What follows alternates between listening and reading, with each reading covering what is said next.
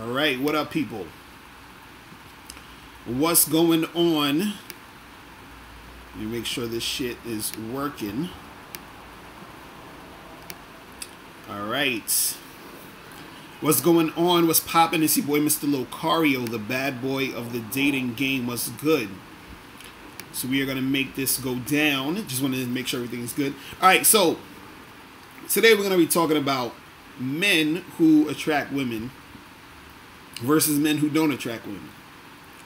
Because a lot of times in this game, you know, you got guys who are the type of dudes who get most of the chicks. Then you got the dudes that's not getting shit popping. What up? Tashawn, what's going on? Successful Facts, what's going on? Damn, I just started. Y'all calling in already. Jesus. What's going on? What's popping? Who's this? Yo, man, this is Ed from PA. What's going on, bro? Nothing much, chilling. And I just wanted to ask you a quick question. Right. So maybe I'm reading into this a little too much, but what does it mean when a woman asks you, like, oh, why don't you have a girlfriend, why you want to date or something like that? Right. Well, sometimes it could just mean that they're trying to figure you out. They're trying to get in your business. They're trying to see, you know, and they're into you. So they're trying to see, like, what's up with you as to why you don't got a girl. You understand? Because they're thinking, hey, you know, I'm attracted to you. I would want to be with somebody like you. I would want to be with you. So I'm wondering what's up with your situation, or why don't you have a girl, or do you want a girl, or you know what I mean? So they're trying to sort of get into that sort of you know, mind frame. You understand? And sometimes it could just be just regular conversation they having with you, just to, you know, just to ask questions and shit. You know what I mean? Okay. But so yeah, sometimes they're trying to figure it out. Go ahead. What you saying? I'm sorry. Now go ahead. What you saying? No, is there a proper way to answer that? Like, or should you just be like, you know, they ask you don't have a girlfriend, or why do you have a girlfriend? And you just be like, you know, I just don't. Right. Is this a chick you trying to fuck with, or a chick that's just you having a conversation with? You know what I'm saying? Because if it's a chick, I mean, these are chicks that I actually try to, like, go with, so I don't, you know, I feel like, you know, don't answer it in the wrong kind of way, like, but at the same time, you always say, like, ain't no point in lying, so. Right. So that's what I was gonna say. So you got a girl? Nah. Okay, so yeah, so I mean, if you ain't got a girl and she's like, oh, why you ain't got a girl? Just be like, yo, I haven't found a chick that I feel like is worth being with. You know, if I find a girl who's on point, who's up to par, then I might have a girl. You know what I mean? And so the thing is too, when you respond that way, it's sort of like you letting her know, like, hey, if you want to take that spot, if you want to take that position, then you gotta show me what's good. You know what I'm saying?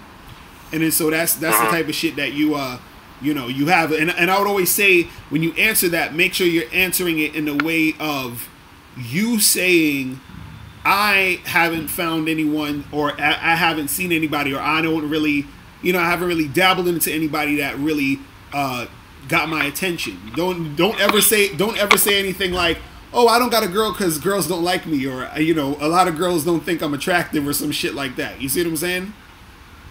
Okay. So make sure it's always, you know, never put yourself down in response to, you know, if someone says, why you don't got a girl. You see what I mean? Okay.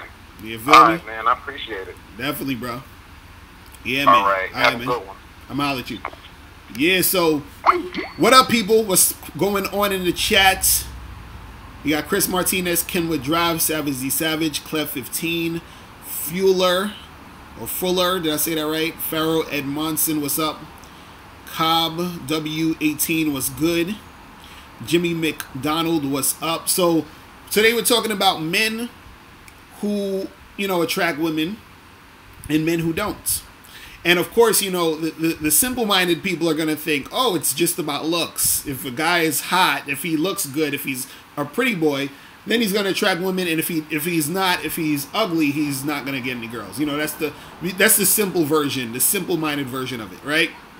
Now, the actual reality version of the situation is a few things. One, men who attract women, right, are guys who put in the work, guys who know how to talk to women, guys who understand what they're dealing with when they interact with women. And and guys who sort of practice the game until it becomes a natural thing for them. You understand? It becomes second nature to them. And so, you know, I've been on YouTube and I've been watching a lot of dudes' videos where you got a lot of these guys out here who they'll make videos saying, oh, the game is bullshit. They'll say confidence is bullshit. They'll say, you know, it's all about money and looks. And so they have a whole bunch of these videos, but the guys who are making these videos are guys who you wouldn't, you know, like, for example, you have a guy who says confidence is bullshit, right? But when you watch this guy's videos, you can tell he's not confident.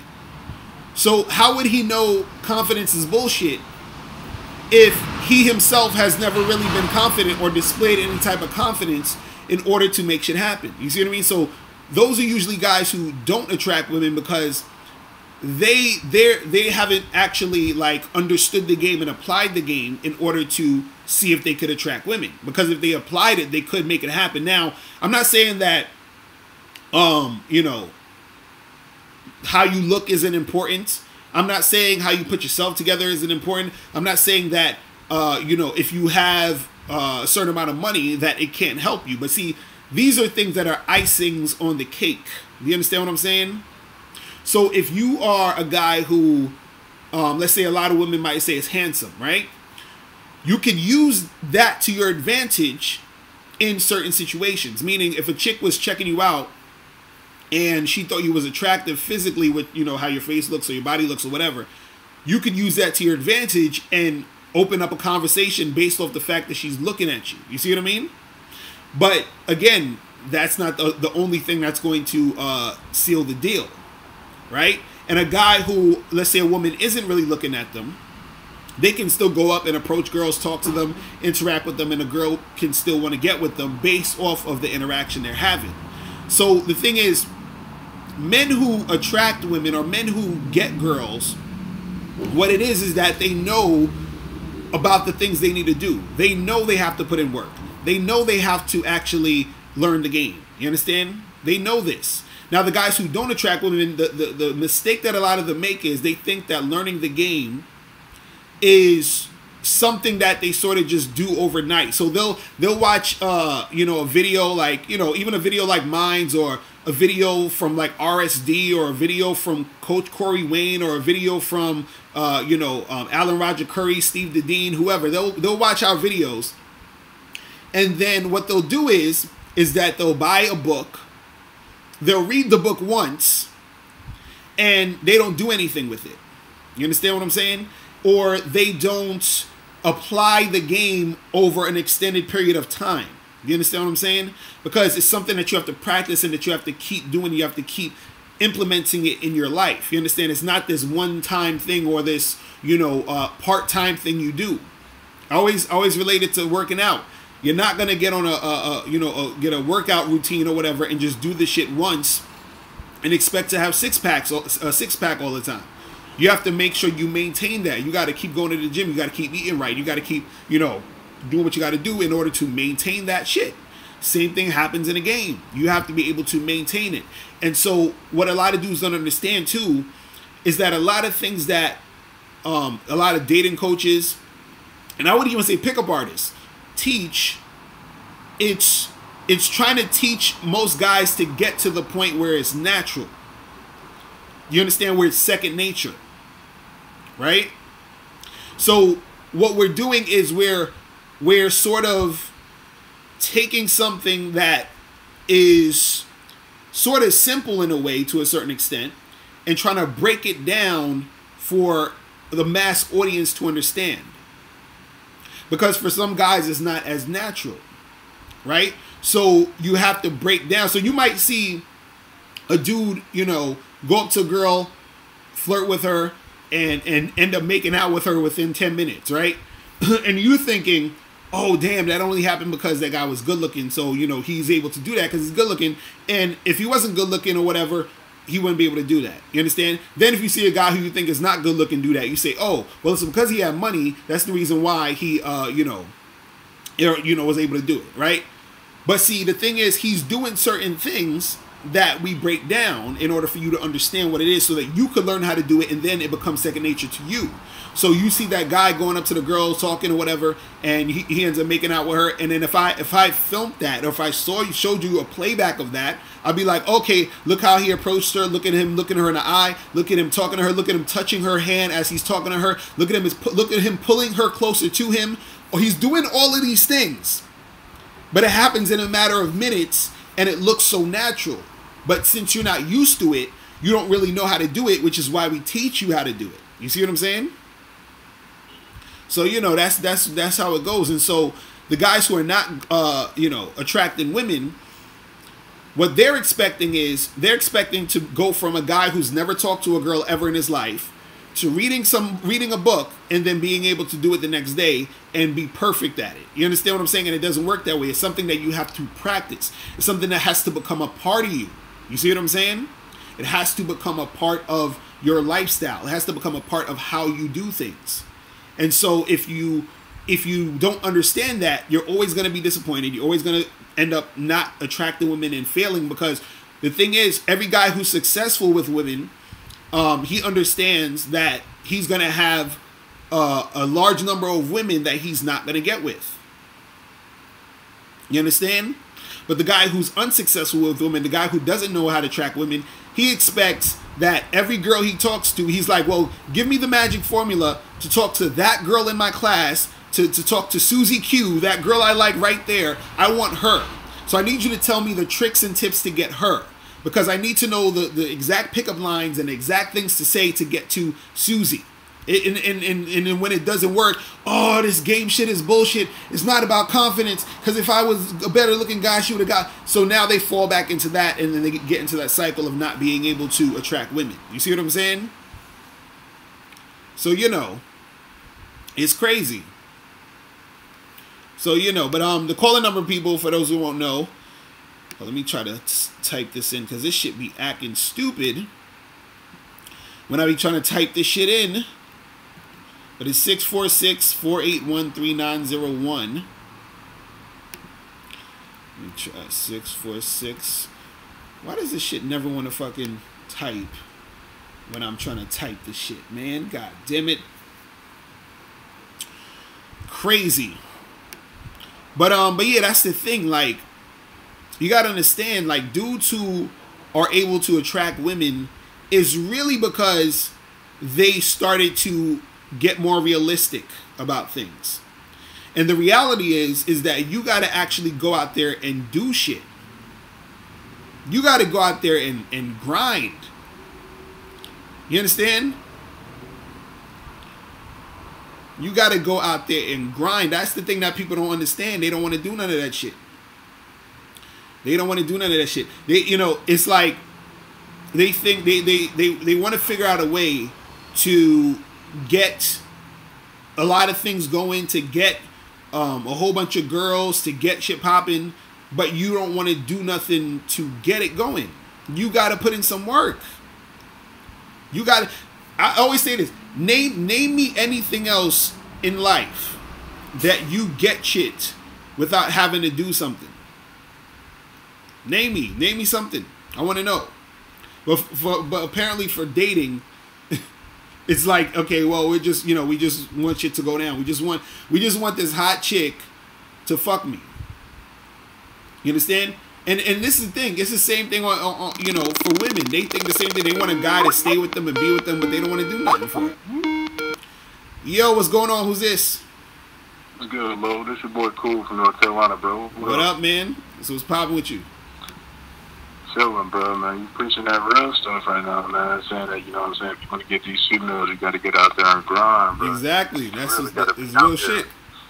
Real shit, man. You got to, man, bro, something I picked up on, bro, because I'm young, but I'm not young. I'm 20 and shit. Something I picked up on, you got to be so busy and so about your time and your money and your business and your school, whatever it is you do, that you almost gotta have to fit these chicks into your schedule. You feel me? Exactly. Real talk. Real talk. Bro, because ever since, you know what I'm saying? Because what you was just describing, that was me a few months ago, you know, chasing these chicks, not giving a fuck about a bag, not giving a fuck about an education. But since you know what, chicks gonna be there. I need to chase this money because I ain't doing nothing but getting older. Right. You know what I'm saying? Got back to school. Right. Got this little job, marketing, selling shit, man. And what all that other stuff is gonna do is boost your confidence. And you know what it is. You know what it is. You know what it is too. This is why I tell a lot of guys out there is that the girls that you're getting is supposed to be part of your life. It's not supposed to be your whole life. You feel what I'm saying? It shouldn't be like this focus of that's all you're doing, because the thing is your focus basically is supposed to be on you. And then so your desire for women is part of your program. But the thing is, your desire for women shouldn't overshadow you know, getting your stuff together. You see what I'm saying? So, you know, that's how it go, bro. That's how it go, man. But yo, thanks for calling. I'm gonna holler at you later, bro. All right, bro. You be easy. All right, peace. But yeah, you know, and that's the thing, man. You know, guys be getting it twisted out this motherfucker. You gotta be on top of your shit. You gotta be on top of your shit. And so, you know, the thing is, when you guys are out here trying to make shit pop, man, you gotta put in that fucking work. What's going on? Who's this? What's going on, Locario? This is Pharaoh from Oakland. What's up? What's up? What's up with you? Shit, not much, just chilling, man. I just wanted to call and let you know that, you know, I went out last weekend with my partner. You know, went out, had a good time. And I noticed that, you know, how rusty I was. I mean, you know, I don't go out too often, but I do still be fucking with bitches, but mostly on the online side of the game, like online dating and all that type of shit. And it's cool, but, you know, bitches could be hit or miss on how they look, you know, because pictures be lying, all that type of shit. But went out, had a good time, and I just want you to touch on this topic, like, about how online shit, it doesn't really improve your game. Like, as far as, like, when you approach women, like, it really doesn't, like, improve your game like that. Nah, real shit. I noticed it. Real shit. No, because the thing is this. For when you're doing online stuff, all the online thing is in order for you to get the chick from the dating site or the dating app to meet you. That's it. After that, you still got to, you know, put in some work. You got to keep the shit going. You know what I'm saying? But the thing is with the difference between online and actually in person, or when you just hollering at girls at the street, or you hollering at girls at the club or the bar or wherever, is that your social skills are a little bit more sharper when you are interacting with women in person. You see what I'm saying? Yeah. And also too with online. See, and this is the problem with online that kind of sucks, is that online chicks it's easier for them to be attention whores. So a lot of times you're just going to run into girls who ain't really trying to do shit. And two, chicks are way, way more picky on an online dating site. So it's a lot of times even harder for you to make something happen with the online dating site. Now, all that being said, though, you still should try. You know, I still tell people to do the online thing, but I also tell people to try as many things as possible. Try many avenues, because for some guys, the online shit's working heavy. So I'm like, hey, make the shit work for you and do what you got to do. For some guys, it's easier to go out and approach girls in person. You see what I mean? But it's like you got to figure out what's best for you. But I always tell people to try to get each scenario handled and beneficial to you, because sometimes your online shit might be slow. So sometimes shit ain't gonna be popping off for you online. So it's better for you to go outside and do something. Or you might be outside and shit ain't really popping, and you could try some shit online. So if you know how to do both really well, then you can you know, make it happen. You see what I mean? Yeah, now I understand where you're coming from. I mean, and the thing with online, it's cool. Like it'll have its moments where it's like it's the thing to do is just to go on, because you'll be meeting bitches all the time, right? With bitches all the time. But the thing is that, you know, it's ebbs and flows. Like sometimes it'll be dry, sometimes it'll be cool. And then I understand what you're saying about mixing it up. But like when I'm out there and trying to meet bitches, I know it's like shit, like 20 bitches a day. Right. And I know that's a random number that you threw out there just so you could have dudes just to, like, basically meet and talk to women. But I really do not see attractive women or fuckable, at least fuckable women out here in the Bay Area like that. Oh, wow. So, it's so, I'm not to say that the bitches out here don't look good. It's just that it's kind of spread out and, like, it's different out here. I don't know what it is out here, but it's just, like, I'll be out the whole day and I won't see, like, 20 fuckable bitches. Right. Maybe a couple. Right, because that in the end, that's the thing. It depends on where you live, but also what I would say is you might need to figure out what's the actual, like, 'cause I don't know, I'm not too familiar with the Bay Area, but if you have places in the areas where you know that a good amount of women congregate, like let's say if you have like a nightlife area around your spot, and then you would have to go to that spot, like let's say on the weekends, and then really, you know, go at it at that moment. You understand? So like even sometimes I'm in New York, and sometimes there be times where I don't even see chicks like that unless I go to specific areas. Like unless I go like on a Friday night, if I go to, you know, Manhattan, like on the meatpacking district area, then I see like crazy, like it's like hundreds of them that's bad. You feel what I'm saying?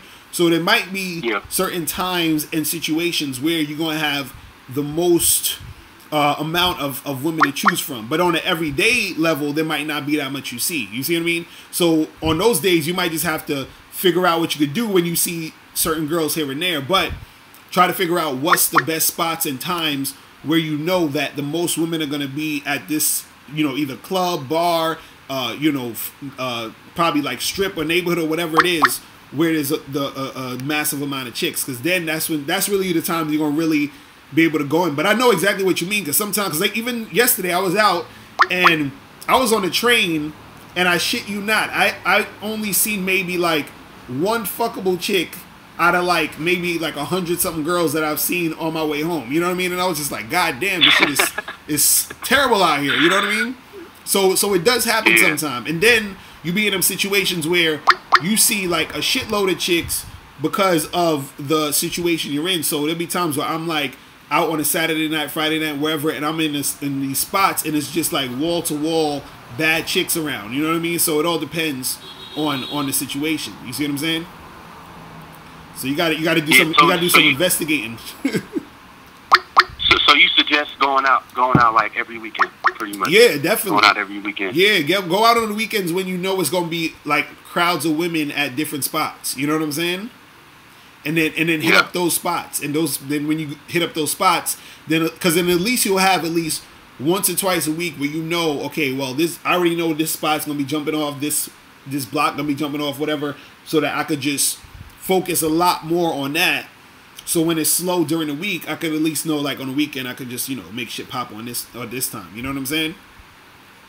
Yeah, no, I hear you. Yeah, man. But so, you know. yeah, but hey, Locario, man, I appreciate the game, man. Keep doing what you're doing. I got your book. I got it on. I got the ebook, I think. Yeah, so okay, that's what's up. That's what's up, man. I appreciate that. Keep doing what you're doing. Appreciate that. All right, bro. I'm hollering at you. All right, man. Later. Yeah, man. You guys got to go get that book. How to Have Sex 2 Minute Day. That is the shit right there. Woo, man. I got to turn this fan on me. I'm fucking hot as shit. Hold on. Oh, my God. There we go. I got to get some fan on me. All right, what's going on? What's popping? Who's this? What's going on? This is Chris calling from Texas. What up, bro? What's going on with you? Yeah, man. I got a question for you. Mm-hmm. Hello? Yeah, I got you. I get you. What's going on? Yeah, hey, I want to know, do you think age plays a role in a guy attracting women? Do you think a guy's age plays a role in him attracting females? Yeah, I mean, it depends. Like, if you a older dude and you trying to holler at a younger chick, you know what I'm saying? Like, depending on if, you know, because some girls like older guys. So that could help you in a way with the fact that let's say she's 19, 20, 21, and you in your late 30s, early 40s or whatever. You understand? She's going to be attracted to you in that way. Just, you know, that could be a plus for you. Now, if you're a younger dude who's like 21, 22, you could probably get with a older chick too if she's into that. You know, if you like cougars and all that shit, you could get with that shit popping like that. But also, it could be on the flip side, it could work against you too, because you could have a chick who's young and she might see you and say, okay, you too old. Or you might be a young dude, and then another chick who's older might say you too young. So it all depends on the chick. But you do have those those girls out there who's gonna be cool with the fact that either you older or you younger than them. You know what I'm saying? Yeah. Now, do you think guys of a certain age group are more compatible? Like for example, I'm 26 years old. Like, you think I would have better luck in the game with chicks of a certain age group because of my age? Do you? So wait, so you say, how old are you? Say you're 36? 26. I'm 26. Oh, you're 26. So you're saying would you have a better time with like older chicks? Is that what you're asking? Yeah, no, I'm just asking, like, do you feel like guys of a certain age can be more compatible with girls of a certain age, like based on your age? Right. Well, you have based on the girl's age. Right. Well, the thing is,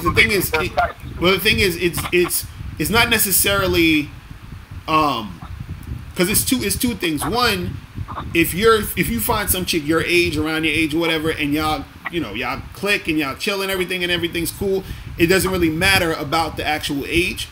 But if you're like, you say you're 26, so if you get with a woman who's like, you know, in her late 30s, early 40s or whatever, you understand what I'm saying? Like, you could probably be a little bit more compatible on a sexual tip. You feel what I'm saying? But because like an older chick, she's a little bit more comfortable in her sexuality versus a chick either your age or younger who still might be all over the place with her shit. You understand? Generally. But then the thing is, it's compatible as far as a relationship goes. You know, if you get with an older chick, she might want to get married, have kids, all that other shit. You see what I'm saying? So you're going to have to sort of pick your poison. You feel what I mean? In most cases. Yeah.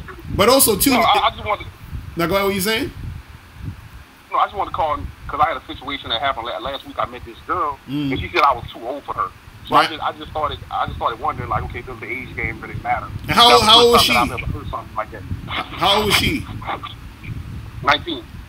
Okay, yeah, she's gonna look at you like you way old. You know what I'm saying? Like a 19-year-old gonna look at you, a 26-year-old, she's gonna think. And like I said, that's what I'm saying. Like sometimes they'll be fucking with you because you old, but then sometimes they don't want to fuck with you because you old. So that's what I'm saying. It could go both ways. Yeah. So you just got to figure out, you know, because sometimes what you do is when you talk to them, you know, you got to say, you know, be like, hey, you know, have you ever been with an older guy before, blah, blah, blah, and then see their reaction to that. Because some of them have that reaction to where they're into it, and some of them are not really into it. You see what I mean? So it's all about you sort of, you know, trying to figure that shit out. You know what I'm saying?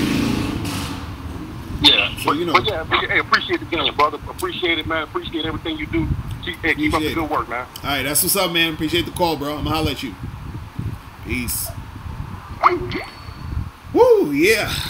Crazy. So what's going on, people? My head is killing me right now for some reason.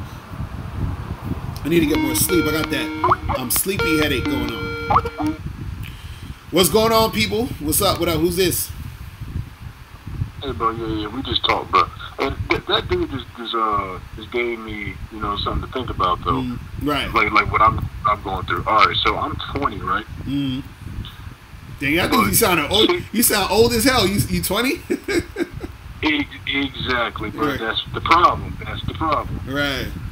You see, when I go to chicks my age, they always assume that I'm like almost 30 and shit. Right. Like, whenever I'm around, but I'm into older chicks, but whenever I'm around the older chick, I still give off like a younger guy vibe. Right. So sometimes they ain't feeling it either. So what is your advice for a guy like me who wants to be with chicks my age, but is not necessarily opposed to being with an older chick because I come off like too mature for some chicks today? Well, you know what it is.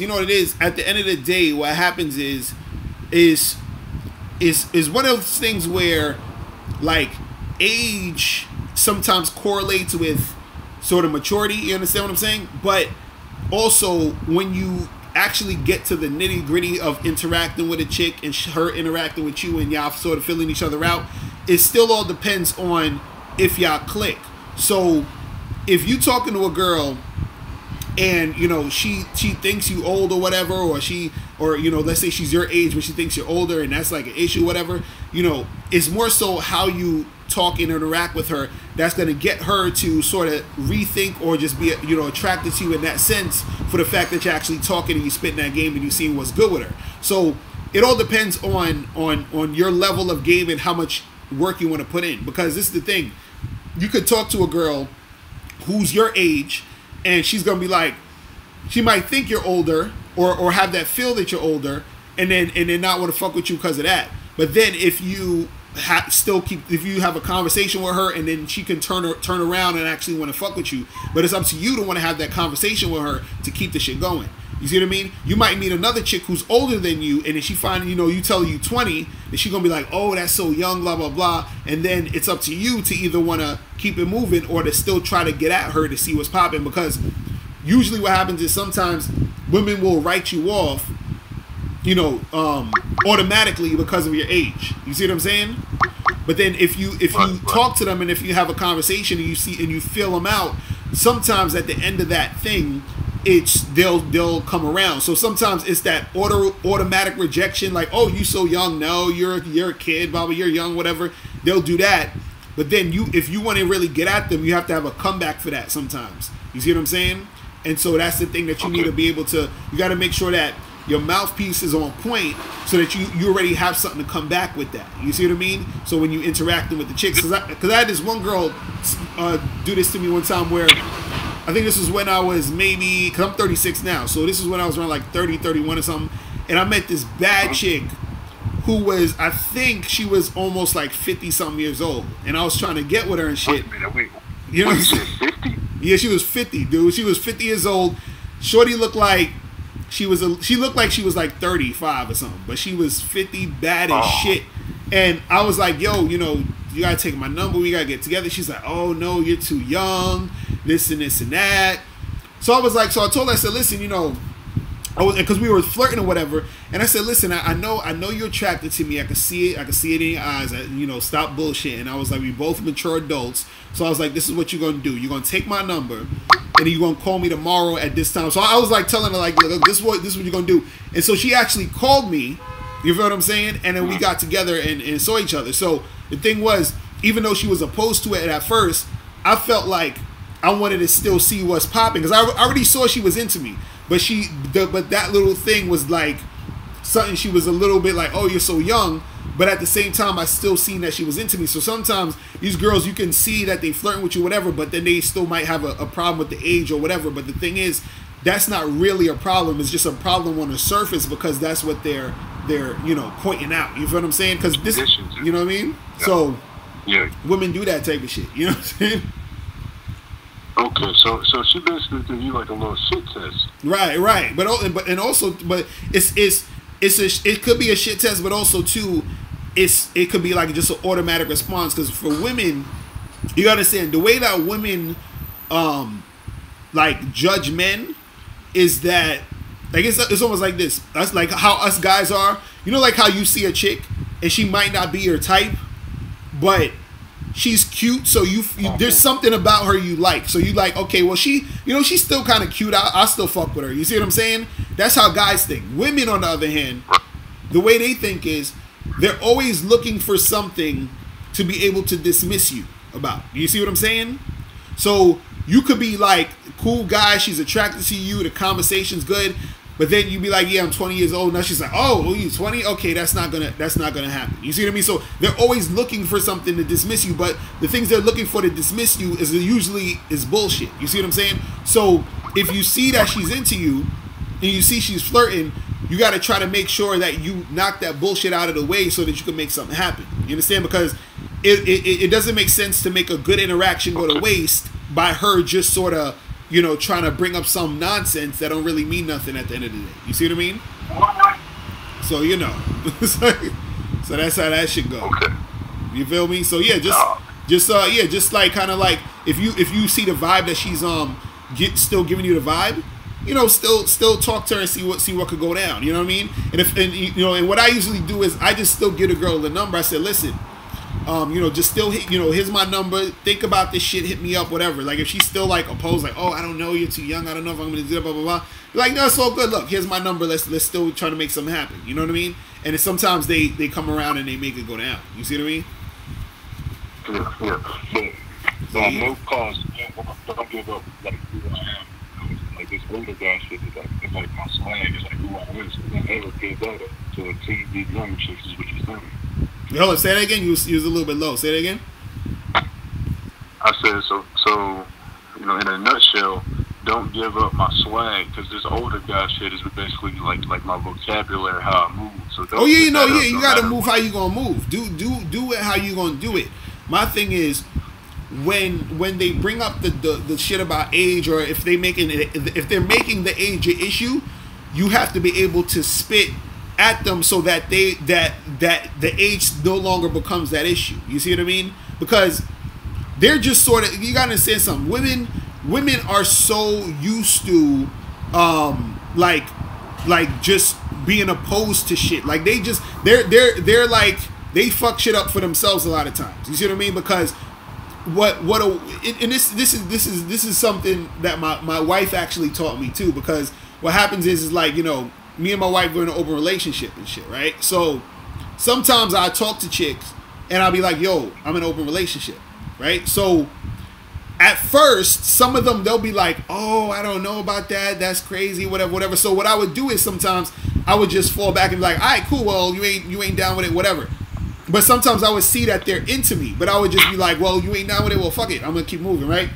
But then my wife was saying, look, you know, the way that women act, right, is that women, they'll want to sort of communicate about shit to sort of talk themselves into the situation they want to be in. Do you understand what I'm saying? So a lot of times for us, usually we make decisions where it's just like, I either want this or I don't, period. You feel what I'm saying?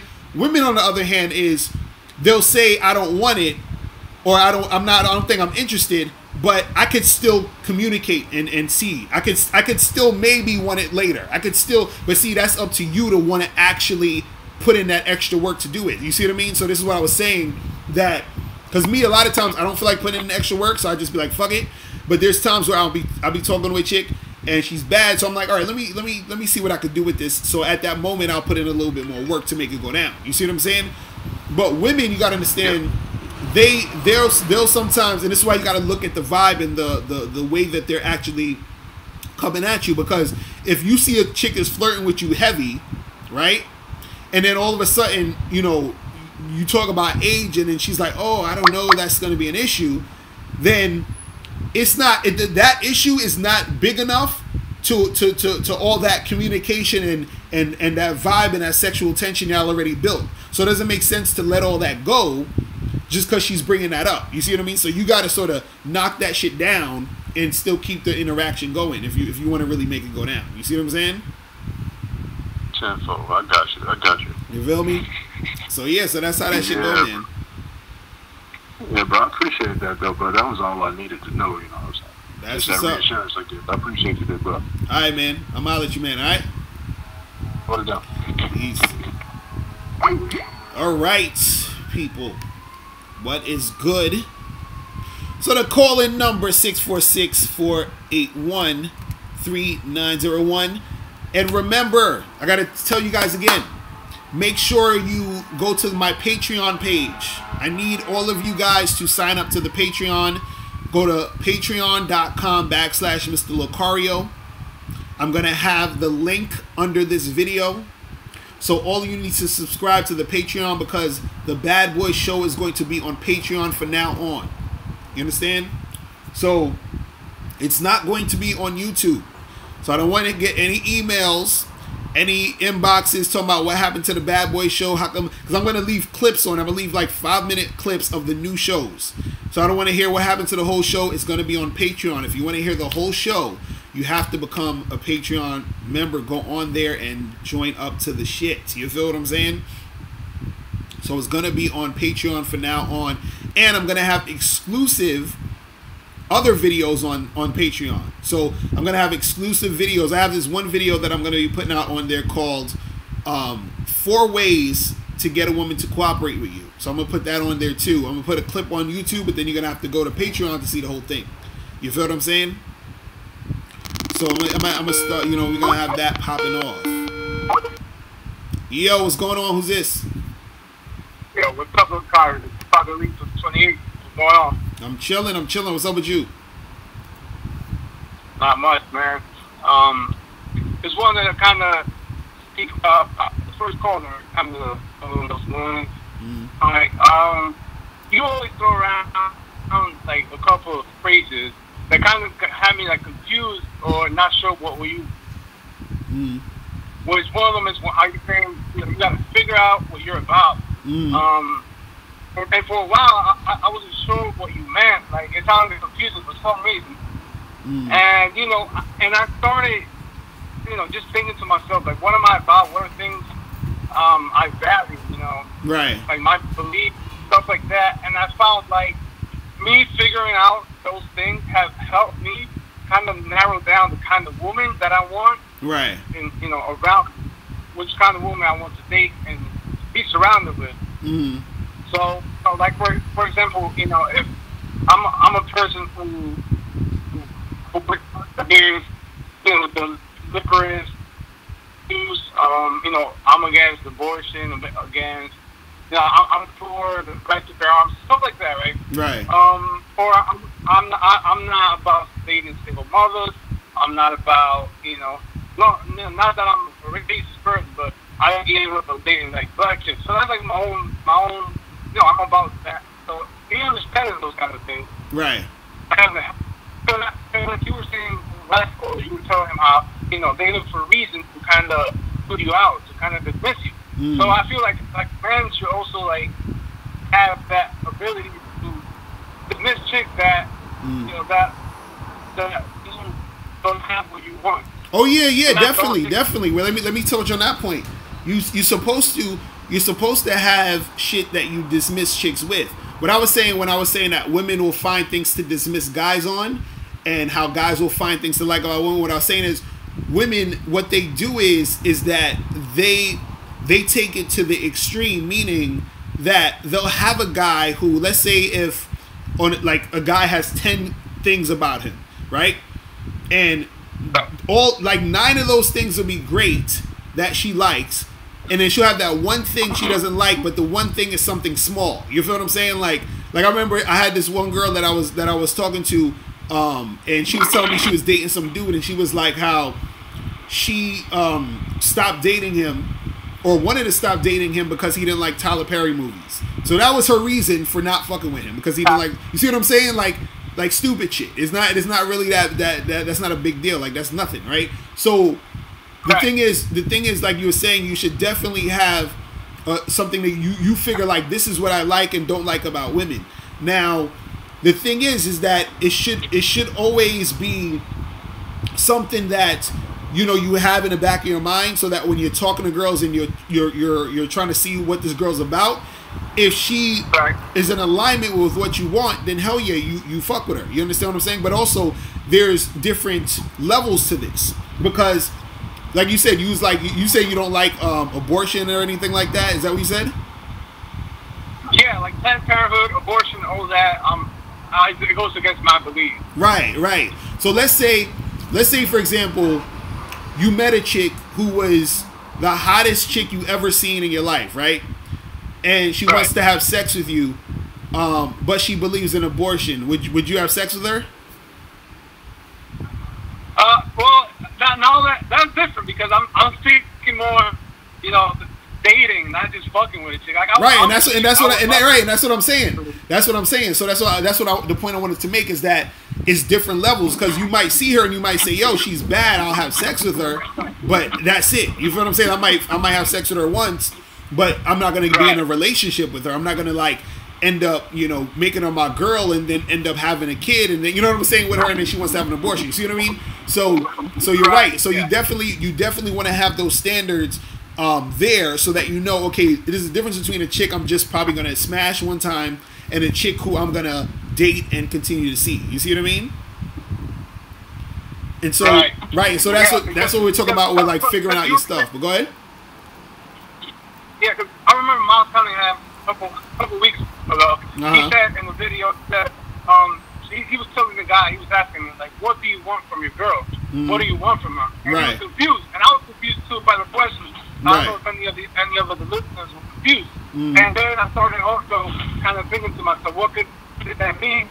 Because he really didn't explain what he meant. Right, because I remember that show. I think what happened was the guy called, and I think he said, and Miles asked him, what does he want from her? And then I think he said something like, I want her love or some shit like that.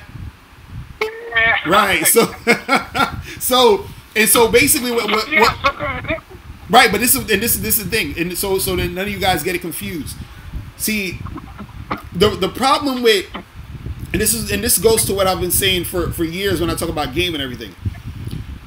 Once you understand, the first thing you need to understand about game is that the game is about you. It's not about the girl, ever. You understand what I'm saying? So any girl you want to get with, or any girl you want to have sex with, any girl you want to date, that's about you. It's not about her. See, the problem is guys make the game about her.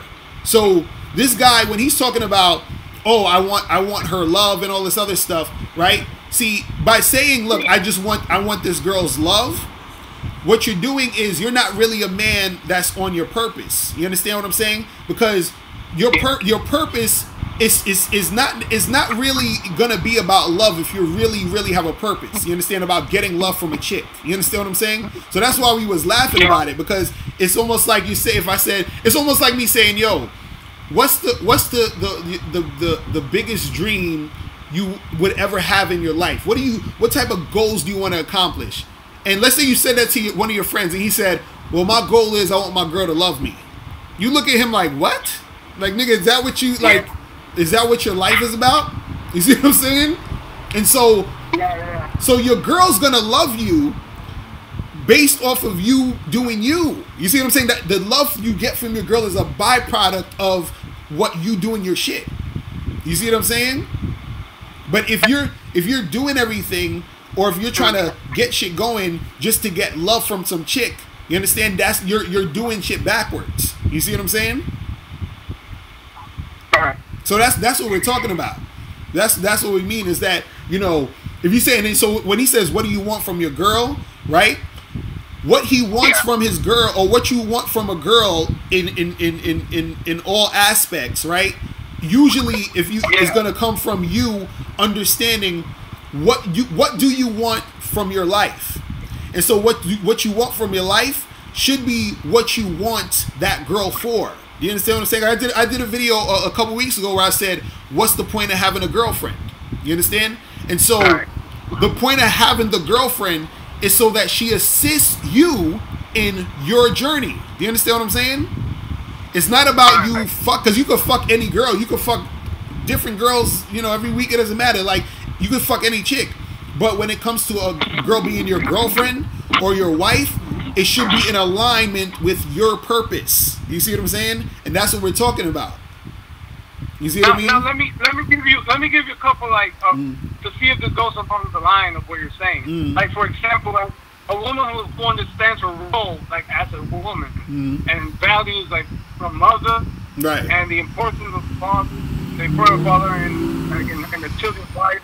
Like, those are things, right? And she has her own goals. Like, those are things you mean, right? Like, Right. Okay. Right. Because this is the thing. You gotta understand something.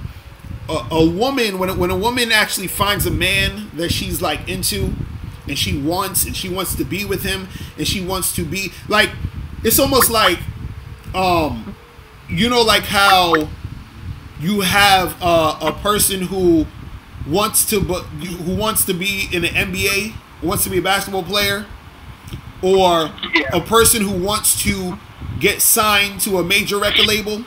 You understand? They want to be a part of something big. Do you understand what I'm saying? You're the something big they want to be a part of. Do you understand what I'm saying? So that's what we're saying. Like, but you're not gonna be that big thing if you're making the shit about your woman. Do you see what I'm saying? Yeah. That's the thing. The girl's supposed to follow you on your journey, and her following you is part of her journey. Do you see what I'm saying? That's part of her thing. Yeah. You see what I mean? Why do you think? Why do you think? Man. Why do you think women make such a big deal about weddings, getting married, having a committed relationship? Why do you think women make such a big deal about that? Why? Because that is part of their goals.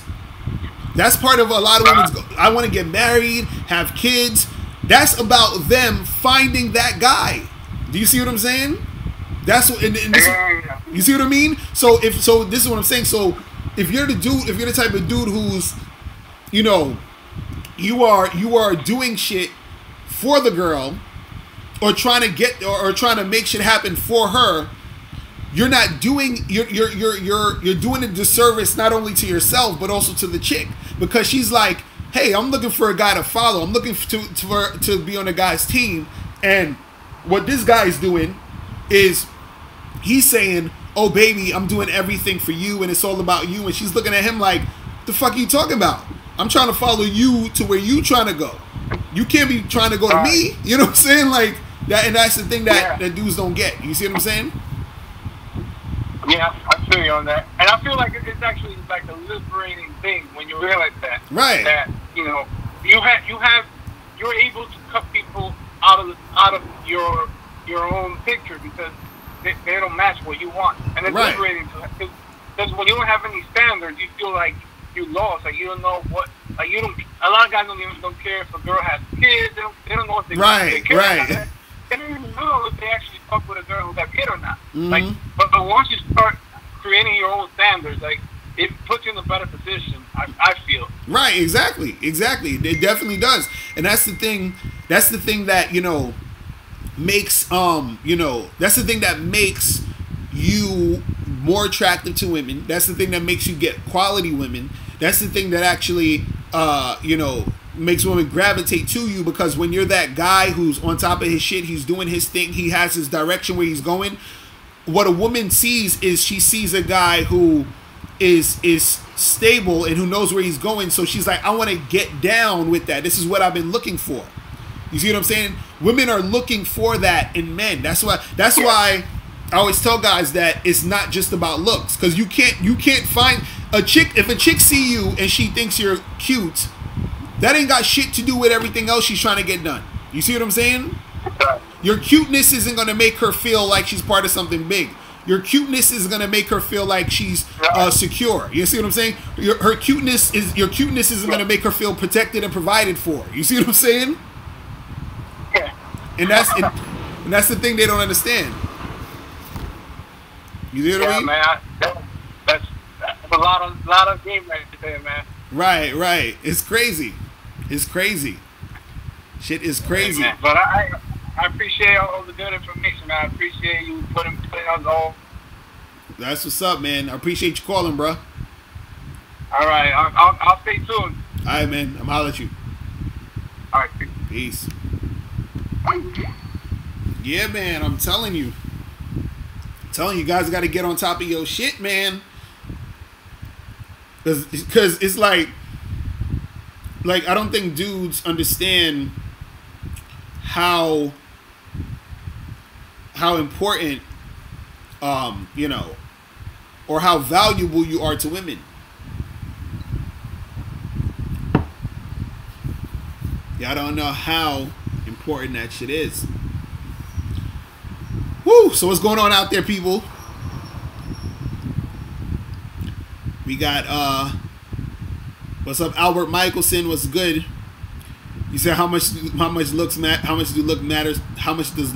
to women? See, I said this a million times, man. It's not, because look, I always tell guys, your look is gonna get chicks to look at you. So if you are, and in fact, your appearance more so is the thing that's gonna get more chicks looking at you. So you could be a guy who's not even that, naturally physically attractive, but he's dressed up really nice, looking sharp, looking clean, and he'll get chicks' attention. Then you got a guy who looks good physically, like his face, girls think he's cute and all that shit right there. And the thing is, they'll check him out, but after they check him out, they gotta investigate. They got to see what this nigga's about. They got to see if he is about anything. You feel me? Well, let me text this person real quick.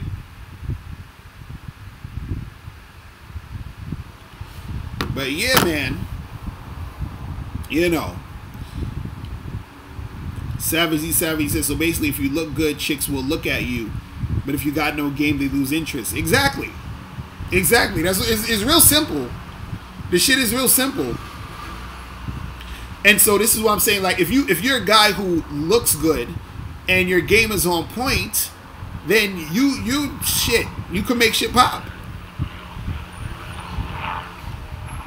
You can make shit pop. So if you got a few chicks, you know, checking you out and they're physically attracted to you and you know how to spit that game, you can make it happen. What's going on? Who's this? This is Locario. What up? What's popping? All right. How are you? I'm good. What's going on with you? All right. Name's Eli from Jersey. Oh, what's up? What's up? Jersey in the building. What's going on with you? All right. I kind of want to piggyback off of, I think what's his name, Fabolito's comment that he just gave you. Right. About how getting on purpose and making sure that that she's following your lead. Mm-hmm. If you're already in something for a long time in a relationship, and you realize you kind of messed that situation up or that scenario up, is it possible to correct it, or you think it's better to just say forget it? So you're saying if you were in a situation with a chick and you messed up the situation, should you forget about the chick, or should you try to like kindle it? Is that what you're saying? No, I'm saying like say you're in a relationship for a long time, and you've lost your way in the sense of that dynamic of the leading and everything. Right. If you realize it, because sometimes you don't realize it, well, that's obviously you don't realize it if you've gone that way. But then if you realize, you say, do you just blow it up and just say F it, or is there a way to possibly correct it and get it back in that proper alignment? Oh, okay. So you're saying like if you was doing your thing, being that guy in a relationship, leading, managing a relationship, make shit happen, and then you got off course, and then are you saying is there a way to sort of get it back? Yeah. Well, yeah. Well, the thing is, you can get it back. It's more so about how you start. So if you started being that type of dude who was on point, who was leading and managing your relationship in the way you need to do it, and then you sort of fell off a little bit, you could get back on it. You know what I'm saying?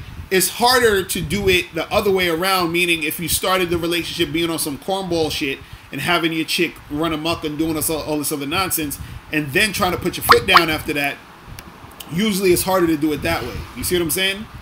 But it depends on how long you've been fucking up, as far as you falling off and you doing a whole bunch of other stuff, because if you've been doing that for like a few years, then she might get used to you being on some soft type of beta male stuff, and then it might be harder to turn that around. You see what I'm saying?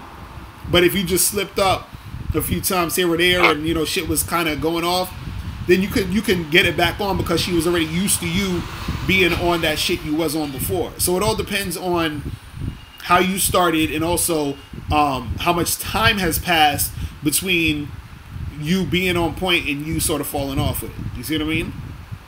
But you can get it back, because it's all dependent on how you carry yourself through the interactions that you're dealing with your girl. But this is why it's very important to be consistent, because then if you're consistent, what you want to do at a certain point is you want to get to a situation where your girl is like checking herself. You see what I'm saying?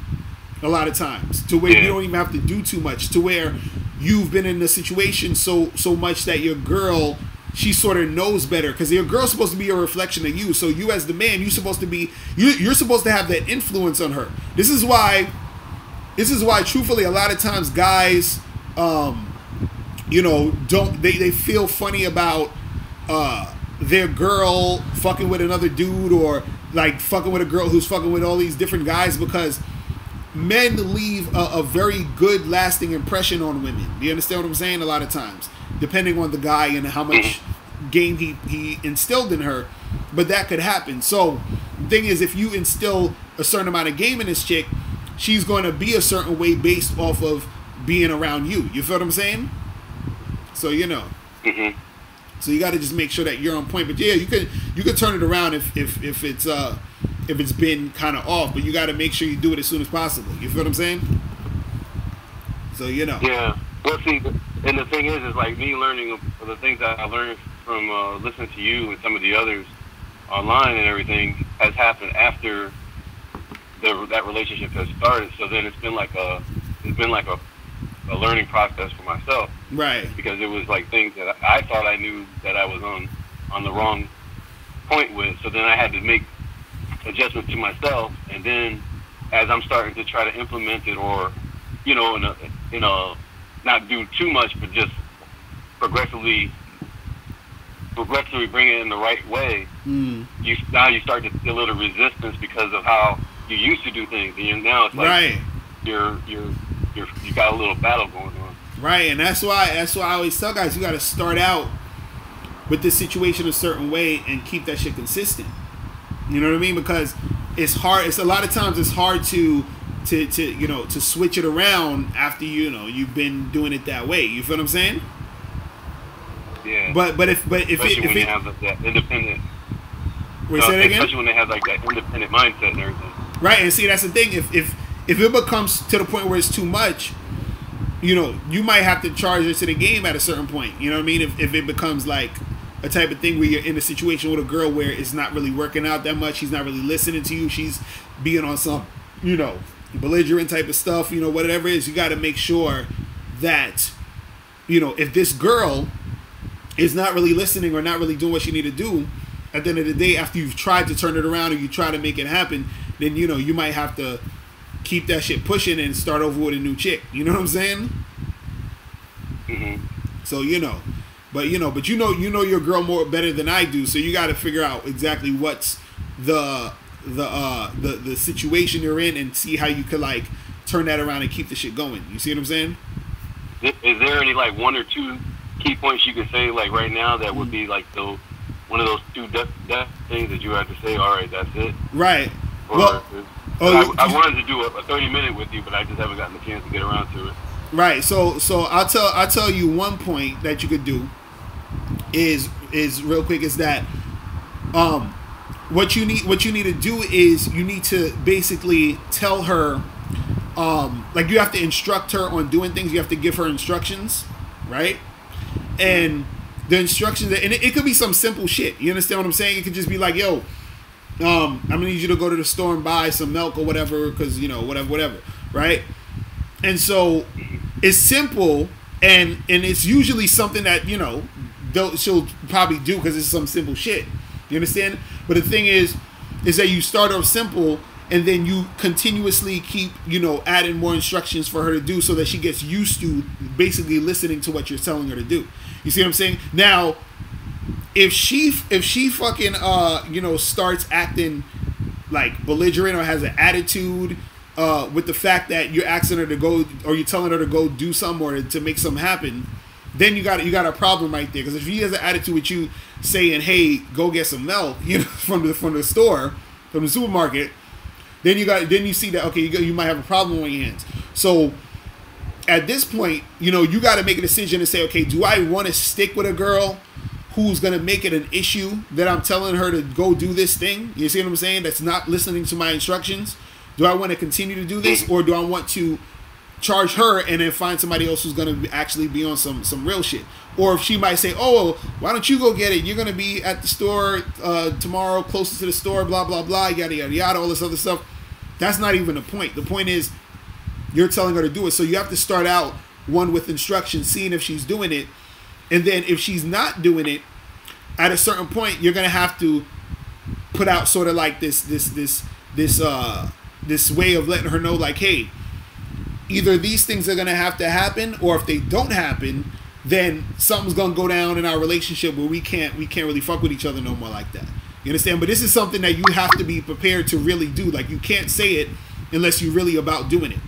So that means that you can't. I don't like giving threats or nothing like that. But see, that's the thing. You might have to at a certain point. You see what I'm saying? No, I mean, I wouldn't give out a threat unless I'm ready to carry it. Oh, out. right. Yeah, I thought you said you're the one. Yeah, that's what I'm saying. Like, don't say anything unless you're ready to really do it. But you got to understand that at a certain point you might have to do it. You see what I'm saying? Yeah. So you might have to actually do that if you're in a situation with a girl who is not really responding to you in the way she's going to respond to you. If she's on some bullshit, you're going to have to you're going to have to be like, look, either this is going to go down or we can't fuck around. You see what I'm saying? And I talk about this whole. Are you on the Bad Boy membership? Yes.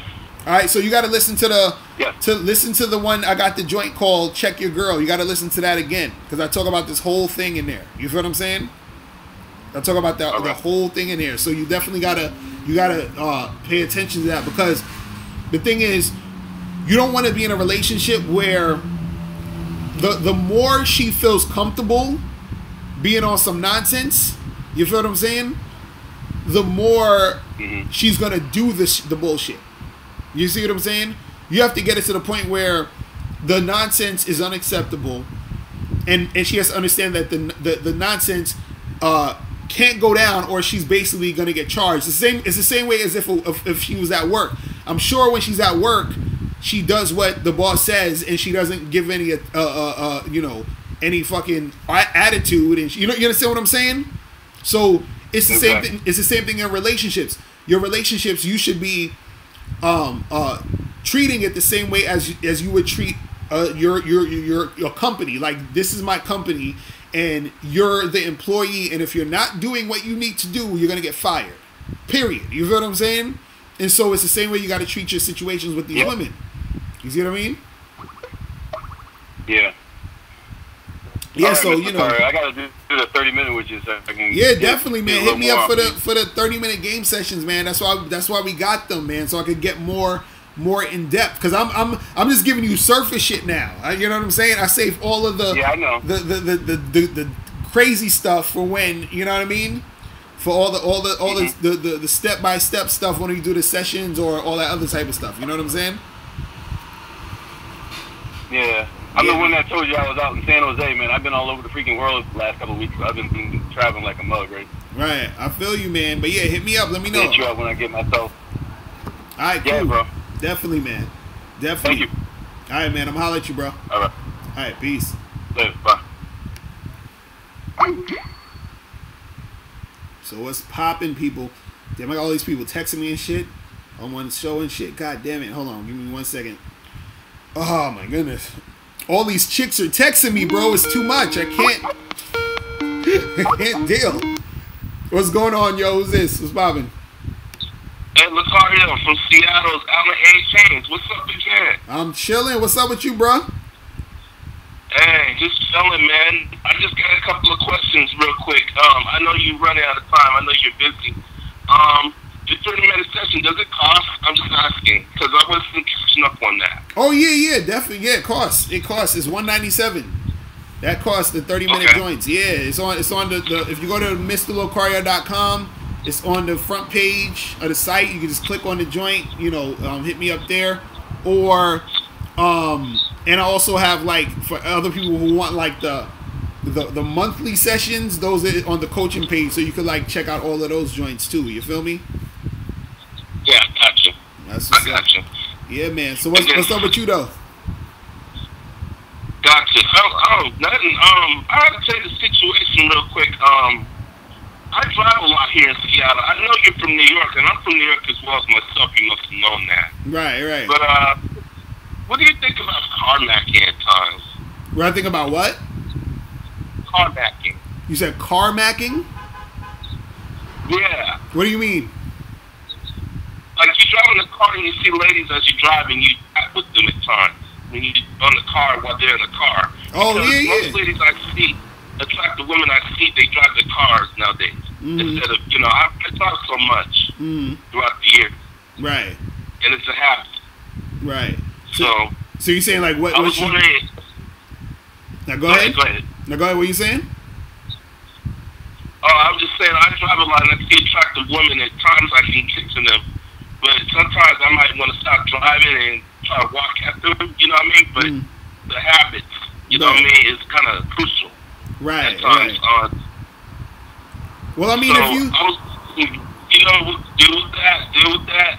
How do you deal with that situation? Well, the thing is, if you in your car, you know what I'm saying, and you see some chicks, you know what I mean, and you driving or whatever, and or you could just pull over or you know, have them come to you to the car, which most of the chicks ain't gonna do because they're gonna look like they too proud to do this shit. But you could just pull over your car, get out your car, and as they coming towards you, you'd be like, yo, what's up, blah blah blah, just, you know, holler at them real quick. You know what I'm saying? And then you just keep it moving. Or like, let's say if you in your car and you see some other chick in her car, you know, and y'all are at the stoplight or whatever, you have to do some shit real quick. You're gonna have to try to slide her your card over to the next window or something. You know what I'm saying? Yeah. So you know you're gonna have to do that shit really quick. Yeah, I did that situation and I could have caught her, but the problem is I could have followed her. But I think that would be if I thought I would do that. You know what I mean? If I had to follow her, I don't know. Yeah, that's gonna be too much. So that's what I'm saying. Like, you're gonna have to be quick with your shit. You know what I'm saying? Like, if you're in the car and she in the car and y'all at a stoplight, you gotta be like, yo, listen, miss, here's my card. Give me a call sometime. Hit me up. And that's it. You see what I'm saying? Just let her know, you know, because you gotta be quick with the shit sometimes. Because sometimes you ain't got all that time. Now, if you're in a situation where you see a girl walking, you know, down the street and you in your car, you could, you know, stop your car, get out real quick, and then just holler at her and see what's good if you want to do that. You see what I'm saying? Yeah. So you know, that's all you got to do. It's just in any situation you in, you got to make sure you're maximizing the what's going on in the situation. You got to be like, okay, how much time do I got in the situation, and how can I actually get to close the deal in this situation. Sometimes you got to do the shit real quick. This is why I be telling dudes get cards. So all you got to do is pass them your shit, and that's it. You ain't really got to say too much. You just be like, yo, listen, here's my card. Give me a call. You know what I'm saying? Like, that's it. Okay. Can I use a card with the LinkedIn website than the Facebook or Instagram? I had to ask about that. Can that be legit? Are you asking someone for their Instagram or Facebook and all that other stuff? Yeah, LinkedIn as well. I had to bring that up. Yeah, you could ask them for any type of contact, as long as you can contact them. You know what I'm saying? And as long as they can contact you, it is what it is. You know what I'm saying? But, you know, sometimes you got to see if the chick actually uses those things. Because sometimes somebody might have a Facebook, they don't use it that much. You see what I'm saying?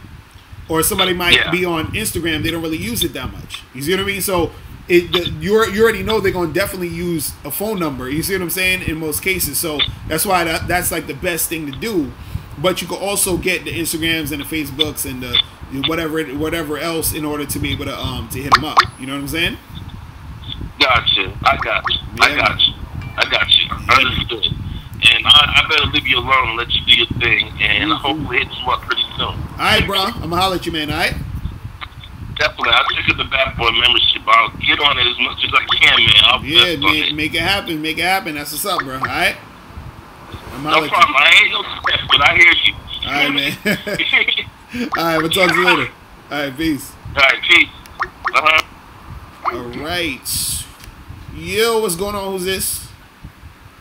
Yo, Mr. Locario. What up? Yeah. Who's this? Thank Who's this? What's your name? This Chen from New Jersey. Okay, what's going on with you? I'm alright. How about you? I'm good. What's going on? Thank you so much. Just one quick question. I just wonder, is there a difference between dating a white girl and the black girl? How do I go about approaching the black? Let's say, for example, I'm trying to a black woman. Mm-hmm. Is there a difference to approach a black woman? Let's say the black woman from, I don't know, north, like New York, New Jersey, wherever. Right. Wait, didn't you call before? You Asian, right? Yeah. Okay. I asked that question before. Right. But last time, I think my question was more specific on myself. But this time, more on the type of female. Yeah. Right. So you want to know what is there a difference between hollering at like a white girl versus a black girl and all that other stuff? Yeah. Right. Yeah. Like let's say the black girl from New York, right, from New Jersey. Right. Because I know those are special. Those are the areas that you have probably expertise on. Right. I'm curious. Well, this is the thing. It's only going to be a difference a lot of times based off of, you know, the type of girl you're dealing with. Not necessarily because, like, see the whole black and white thing and all that other stuff. Usually, it's only an issue once it's made an issue. A lot of times, like on the surface, it may look like it's going to be an issue or it's going to be a difference or whatever. Because at the end of the day, you got to realize these women they're women first before they're a black girl or a white girl or Asian girl or whatever. You see what I'm saying? Okay. So there's really you know, it's really not a big difference as far as that. Now the difference comes in based off of you know, what they grew up around, their culture, what they're used to, and all this other stuff, right? But at the end of the day, that you're still a man approaching a woman. So you always got to think about it as you being a man approaching a woman. That's one thing, right?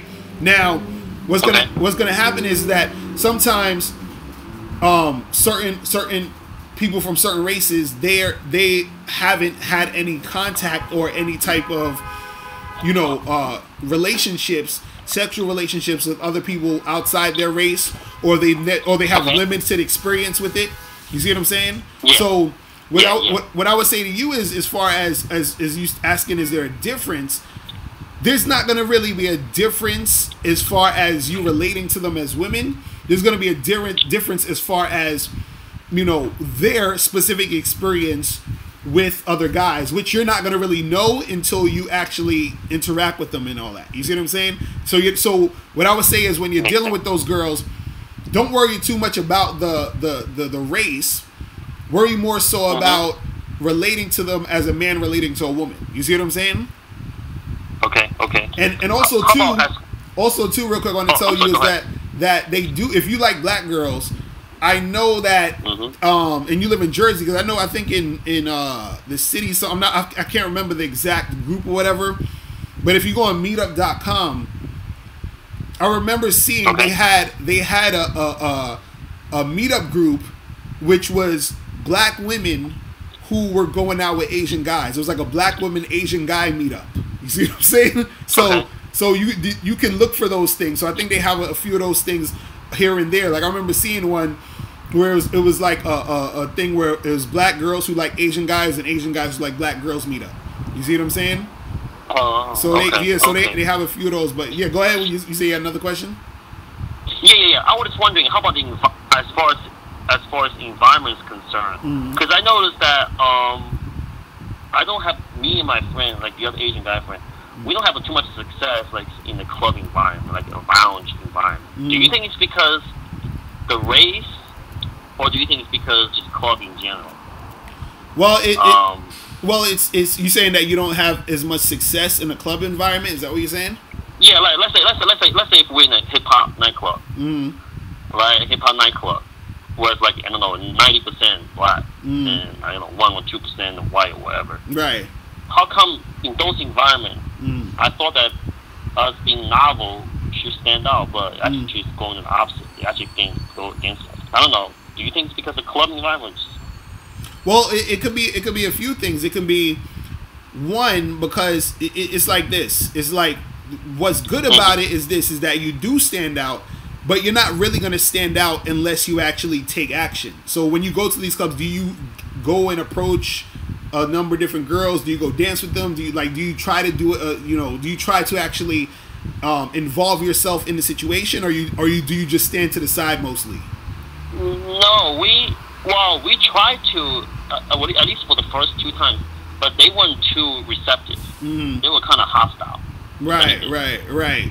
Well, and again, it also depends on the spot you're in too, because sometimes the fact that you are going to stand out, that also could be something that's going to make it a little bit harder for you, because let's say if you're in one of those hip hop clubs and it's all, mostly black girls and all that, even if they was feeling you, they'll probably be nervous to interact with you because, or I feel like interacting with you because they don't want to stand out themselves. Do you understand what I'm saying? So so in that aspect, they might feel a certain way about it. You see what I mean? So that could also be it too. But what I would say as far as those club situations and everything, don't designate yourself just to those nightclubs or whatever like that. You gotta there's so many different, like, you know, you could go to like just regular type of bars, lounges, different, like, you know, networking events, all these different ways to actually make this shit go down. You feel what I'm saying? But the thing is that at the end of the day though, right, no matter where you go or no matter, you know, what environment you're in, if you're comfortable enough in the environment and also you're sort of taking control of the energy in the environment, meaning that when you go up to the girl who, because I'm sure if you went into those clubs, there's like maybe hundreds of girls in there. You understand what I'm saying? So a few of them is going to be receptive to you if you actually approach them and step to them as if you're supposed to be there. And that's the problem. A lot of times guys go into these situations and they go in there feeling like they're like either like this guest or they're not really wanted, or like everyone's looking at me like I'm different in here, instead of going in there and just having fun and interacting with people. And then that's the thing that's going to make people gravitate to you, because you're in a situation where you feel like you belong there. You see what I'm saying?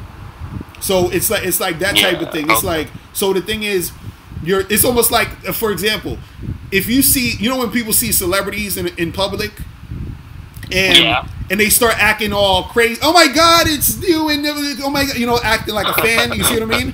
So when that celebrity interacts with that person, they put them in the fan category. You feel what I'm saying? They put them in the fan box, right? So now versus a person who sees a famous person on the street, and instead of acting like a crazy fan, they might just have a conversation with them like a regular person. You feel what I'm saying? Or and so that famous person sort of interacts with that person differently. You understand what I'm saying? Then you see what I mean? Then they would interact with the fan, because that person that's talking to them right there, they're talking to them just on some regular shit. Like, yeah, we just two people talking, you know, and it's just some cool regular shit. So there's nothing that I'm not acting in a way where it's taking me outside of the realm of what's going on. It's more so I'm with you in this situation, in you know, in the interaction. The same way when you're in a club and all of that. If you're standing out in a way where it seems like you don't belong, or you're this guy who's just like the weirdo there, you know what I mean? Like it just doesn't seem natural, doesn't flow with everything that's going on in the environment.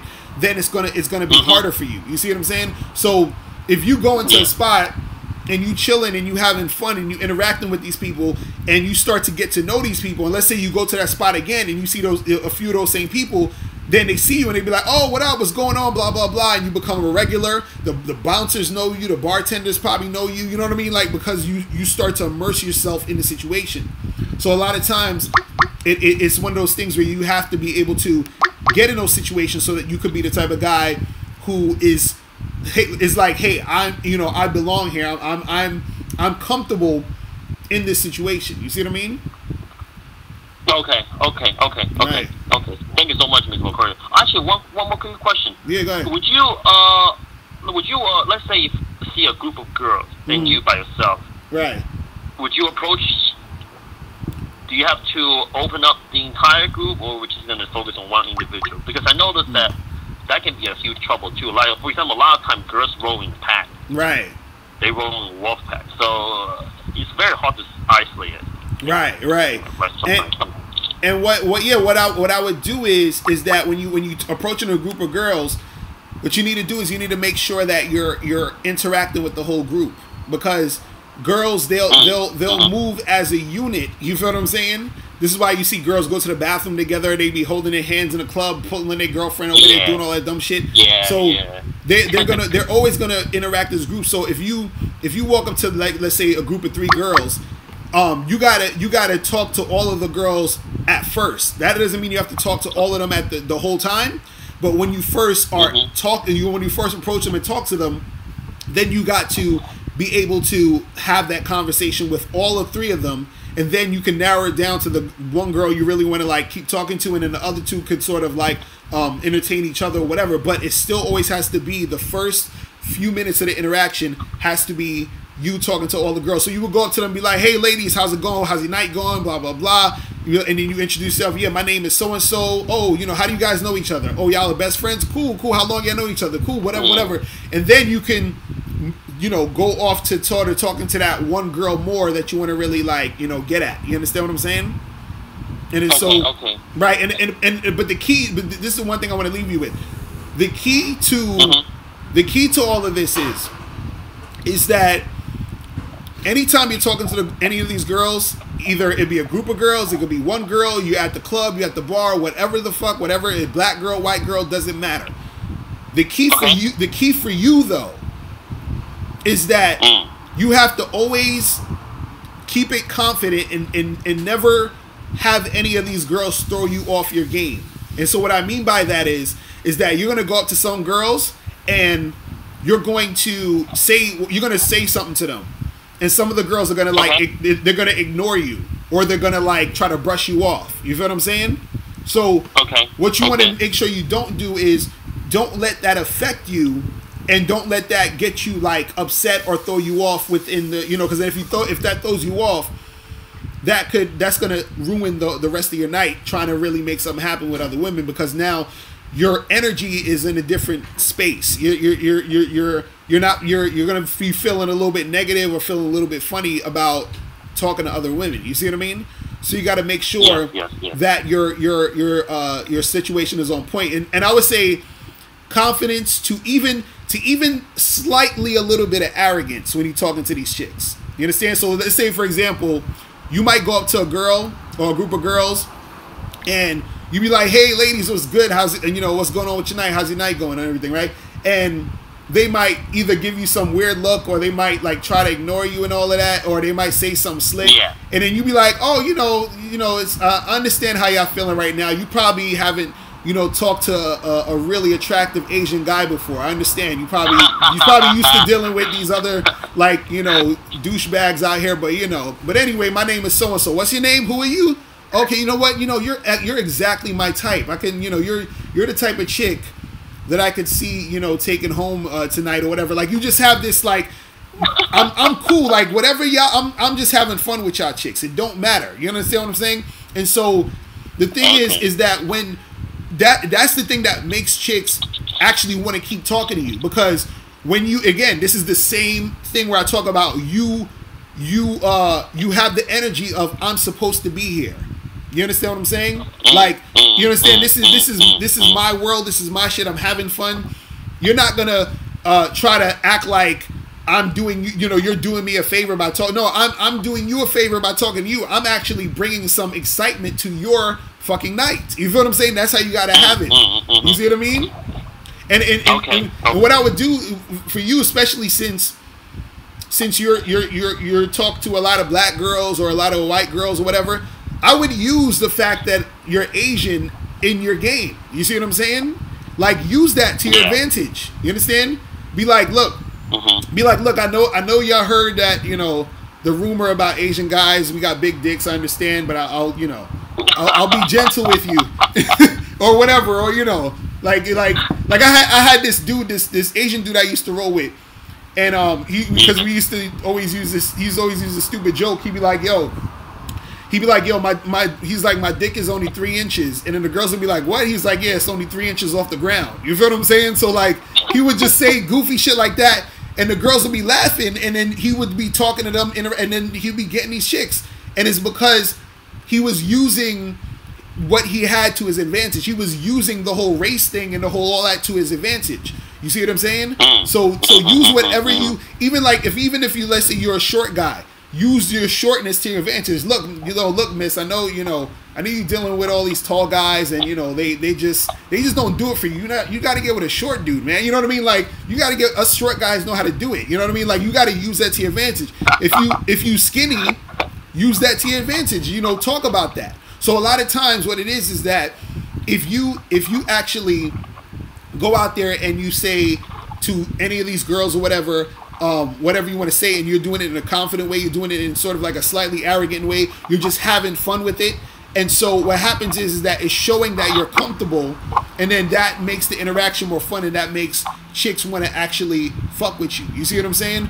Versus if you're a guy who's, you know, if you're one of those guys who's real shy, you're scared to say things to girls, you're all nervous, you're looking down when it, you know what I'm saying? Like that type of shit is going to like make it a little bit harder for you. And especially if you're trying to talk to black girls, you feel what I'm saying? So so you know you're gonna have to be on your confident shit heavy. You feel what I'm saying? Because these girls, you know, they ain't, you know, they ain't really gonna you know, they some of them are gonna be on some like, who's this Asian dude trying to holler at us? You feel what I'm saying? But that's why you gotta be on point of your shit. You feel what I'm saying? Wow, that's true. But don't say no racist shit though. Don't say no racist shit, okay? Okay, all right. Thank you so much. All right, man. Appreciate it. All right, man. I'm holler at you, bro. Thank you. All right, peace. Bye. Later. Yeah, man. All right, let's see who's this. Yo, what's going on? Who's this? Yo, what's up? What's up, man? It's Fred. You know what I'm talking about? Part of the Bad Boy membership and everything like that. What's going on, bro? I got a couple questions. What's going on? What's going on, man? Chilling. Already. Well, the first question is how to keep things going, man.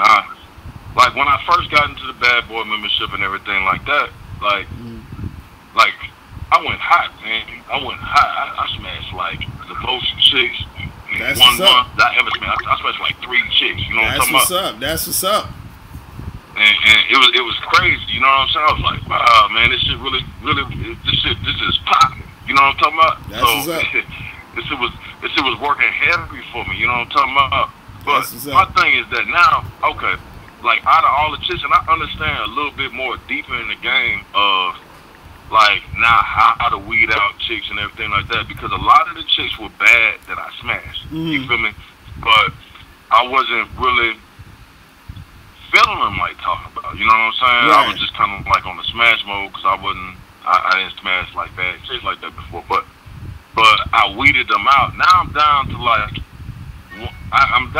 one chick that I'm really feeling, but at the same time, you know what I'm saying, I still want to get out here and smash more chicks, but I don't have the energy to do it. You know what I'm saying? 'Cause it takes a lot of energy to be up in there smashing all these chicks, and I think that's what a lot of guys don't understand. You know, a lot of guys want to do that. Right. You know, starting off, and they're like, you know what, hey man, I want to smash all these brides, right, whatever. You know what I'm saying? And then like once you get into it and once you start doing it, you like, damn, like this shit take a whole lot of energy. Like, oh yeah, hell yeah. yeah. Like really, real shit. yeah, Nah, you like ain't lying. It's like a whole nother motherfucking job. You ain't lying. Like, you know what I'm saying? So my thing is that I still want to smash more bras, but I don't have the energy. That's question number one. How to keep the energy to holler, because when I first started off, when I wanted to get them, man, I was on attack mode, man. Right, I was right. like a dog that a pit bull you let out the cage, and you talking about approaching out there, it was zero. Right. You know, on zero. I was just getting at them. Right. But now, I look at the chicks, I be like, nah, she whack. I don't even want to. I don't talk to her. This and that. So I want to learn how to keep the energy going too. Right. The second question is I stay in kind of like a small city. You know what I'm saying? Louisiana and everything like that. I don't have the ability to be able to holler at like 25 chicks a day. Right. You know what I'm saying? Right. You know what I'm saying? There's not enough chicks around to holler like that, to keep my game going like that. Right. Plus, without having the energy to do it. You know what I'm saying? It's like, how does that work? You know what I'm saying? Right. So, well, the thing like, is, do I need to move to another city? Or, right. I mean, you know? Well, the thing is, with your first question, as far as like, you know, not having the energy, is that, you know, once because you've gotten to the point where you're able to, you know, that you could holler at chicks, smash them or whatever. So to conserve your energy, you got to now at this point get you a small team of quality chicks that you could sort of like have on call. Not necessarily, it don't even got to be, you know, chicks you seeing all the time, but just chicks that you know is fucking with you and you can fuck with them whenever, and then just focus more attention on that. Or even the girl you said it was one chick you was really feeling, you know, and if she's feeling you and she's being reciprocating, chill with her and keep shit going with her. You understand what I'm saying? And keep that going, right. and then sort of like have all the other girls just here and there if you ever want to, you know, switch it up and everything. But as far as your question about the fact of you living in a certain area and there's not that many women, you know, what's going to happen is that you might have to at some point. And where do you live? Where do you live at again? Where you say you live? You want to get the specific location? Yeah, or like the state or city or whatever. Specific location. What's the state or city? The city, Alexandria. Okay, and Alexandria, Louisiana. Okay, all right. So what you might need to do is, and this again, and this is the part that sucks because it takes a little bit more work if you want to actually do this, is that you're gonna have to figure out what areas or even nearby cities that have more women in it. You feel what I'm saying? And then you're gonna have to go out there once in a blue moon to really up your numbers in those situations. Because if you don't have enough going on or where you're at, you might need to. You don't necessarily have to move, but you got to find some of the spots because it's usually in you know, almost every city there's a few spots, unless you're in like you know, maybe North Dakota or something. And I'm sure even there they probably got one or two places.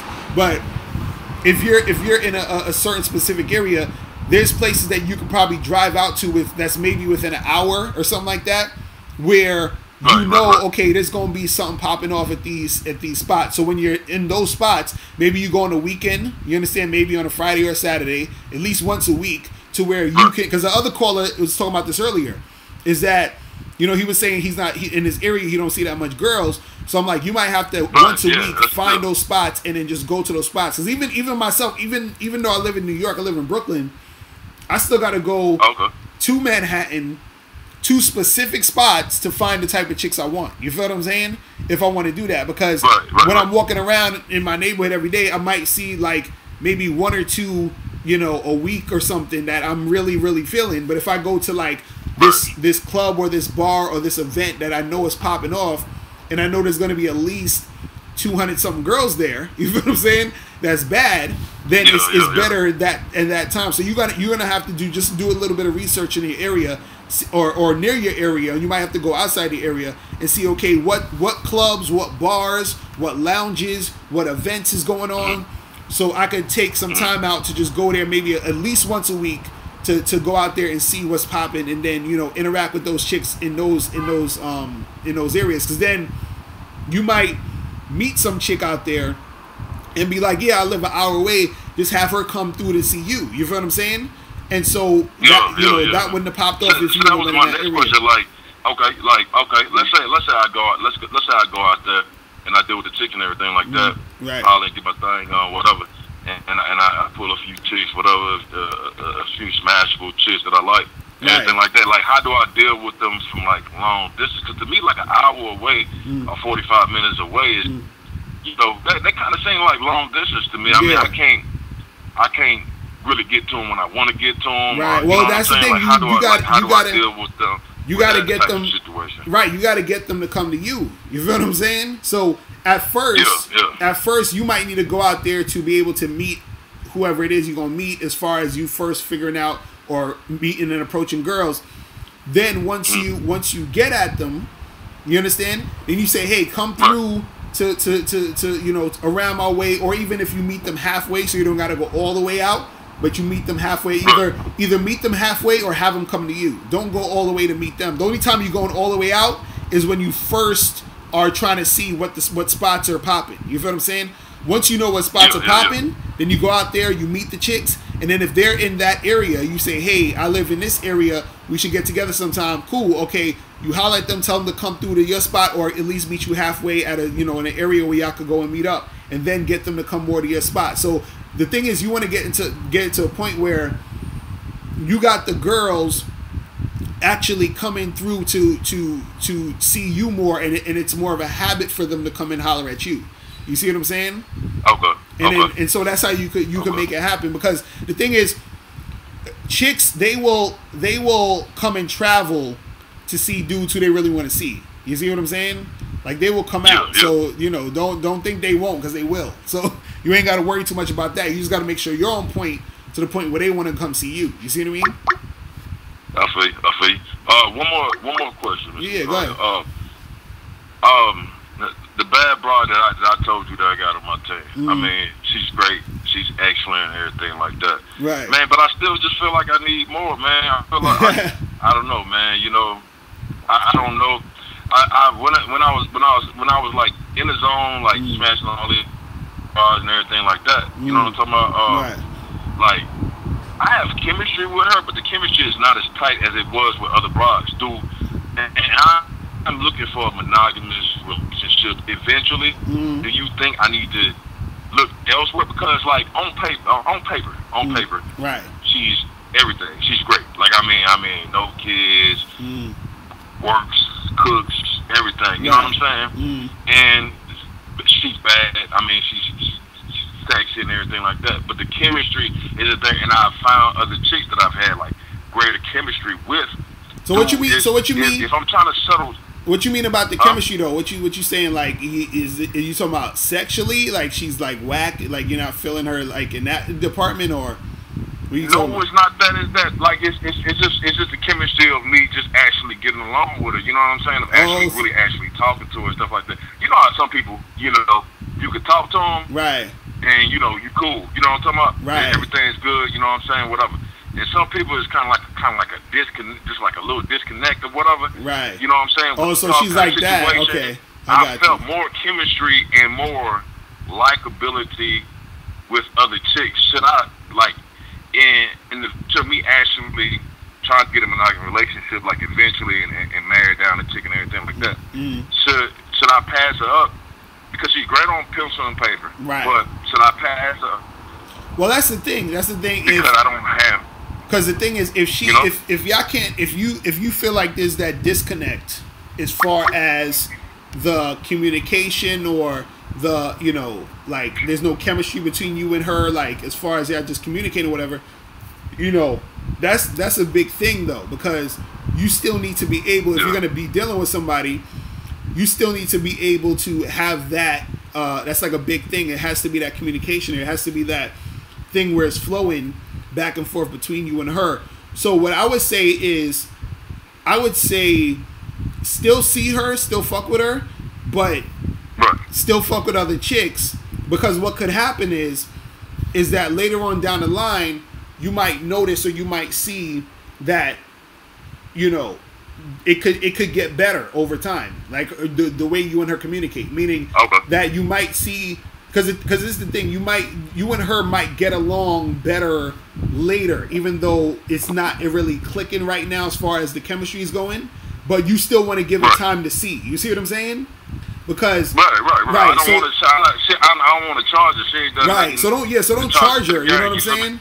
Don't charge her, but at the same time still see other chicks, because you might meet another chick who's like her, but the chemistry's on point. You feel what I'm saying?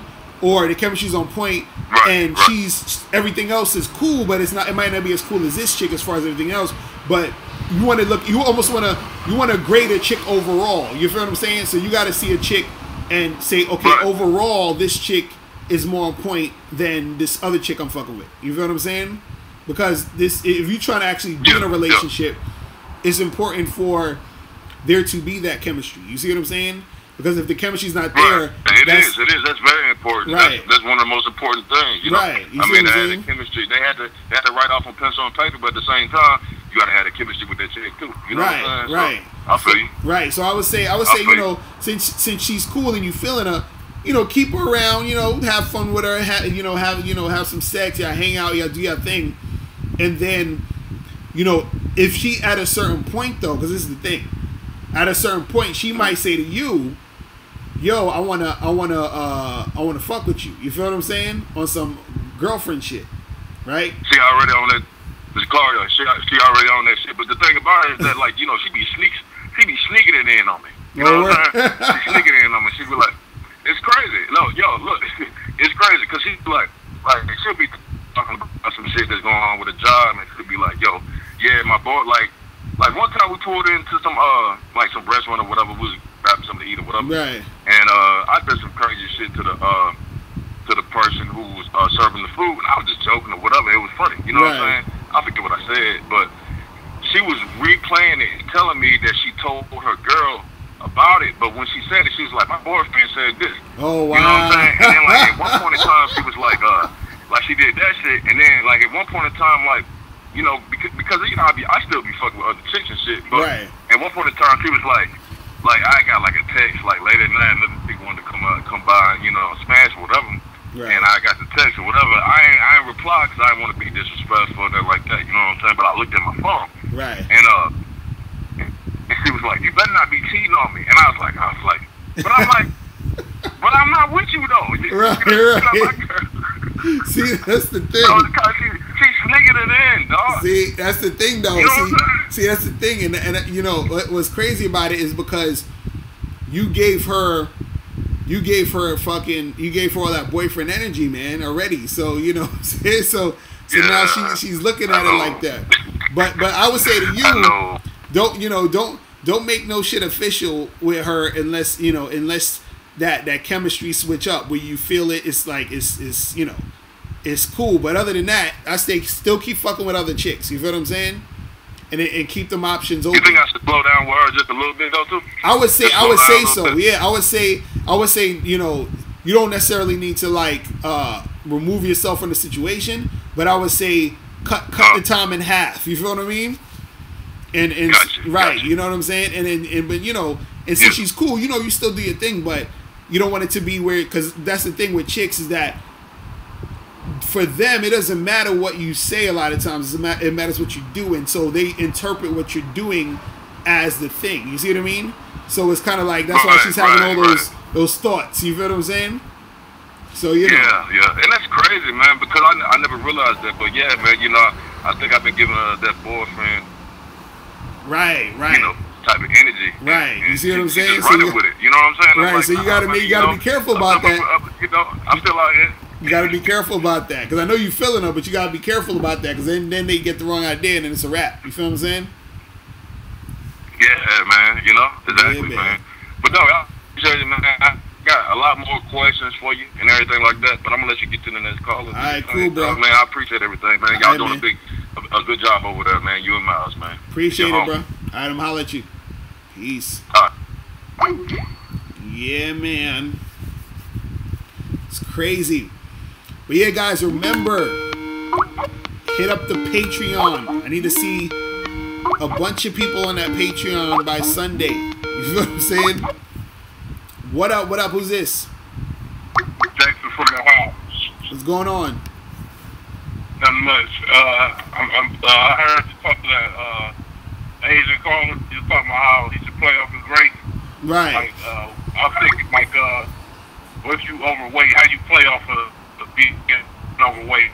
Yeah, I had a question too, but I wanted to answer that one first. So you said, how do you play if you're overweight? Play off that you're overweight, yeah. Well, this is the thing. It's not even necessarily where you're you know, like you're bringing attention to it, but it's more so where you're wearing you as a badge, meaning it's like, this is who I am, this is what it is, and I'm comfortable with me. You feel what I'm saying?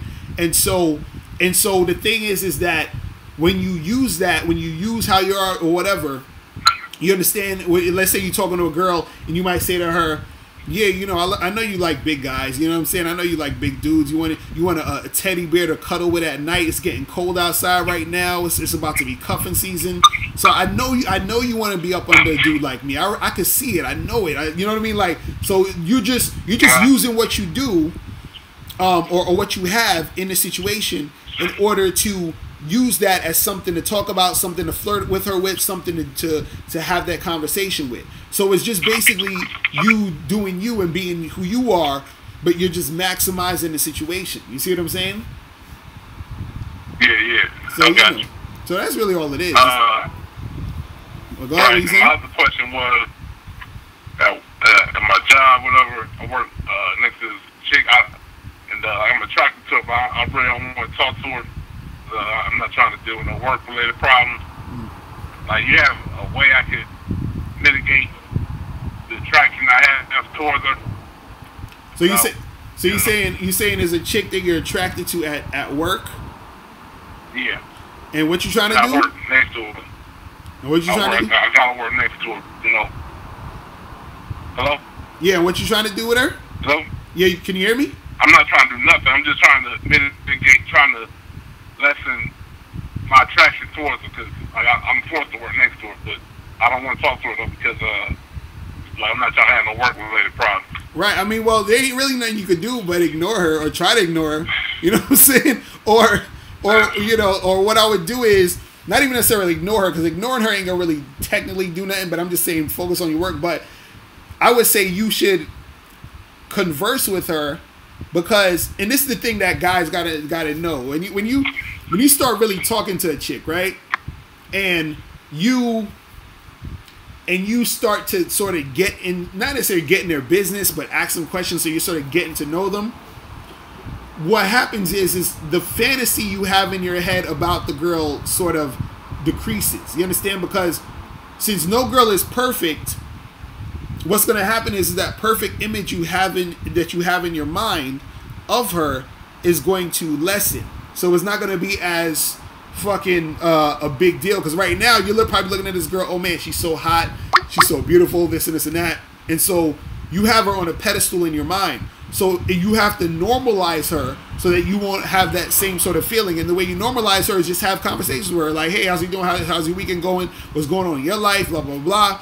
And so as you see her just as some regular shit, it's not going to be as you know, it's not going to be as crazy. You know what I'm saying? It's not going to be as a big deal. Now, on the other hand, though, you might have a conversation with her, and she might say some shit that makes you think that she's even more attractive. You know what I'm saying? So that could also happen. But at the end of the day, if you ain't gonna really do nothing, or you really just don't want to bother to mess with her or talk to her in that manner or whatever, you just need to make sure that you just focusing on your work as much as you can, as much as possible, and not really try to, you know, make nothing happen with her, because there's nothing really you could do about you being attracted to her. You're just gonna be attracted to her, you know, period, because you think she's attractive. You know what I'm saying? But you ain't really got to do nothing about it if you're not trying to go down that road or whatever. Just, you know, just keep it cool, keep it cordial, and, you know, and just chill. You know what I'm saying? It's not an easy thing to do, but there's really nothing you could do about you being attracted to that chick. You know what I'm saying? Like, it is what it is. Right. You know what I mean? Right, I got it. So you advise them to, like, start talking to her, because in the past, like, I've been doing the ignoring technique pretty much. So just start, you know, say hello, how you doing, and all that stuff. Yeah, just you know, just on some regular shit. Yeah, just on some regular shit. Just be on some regular shit with her, because you right now you're in fantasy mode. You feel what I'm saying? You're in like, you know, like she's the perfect woman mode. You feel what I'm saying?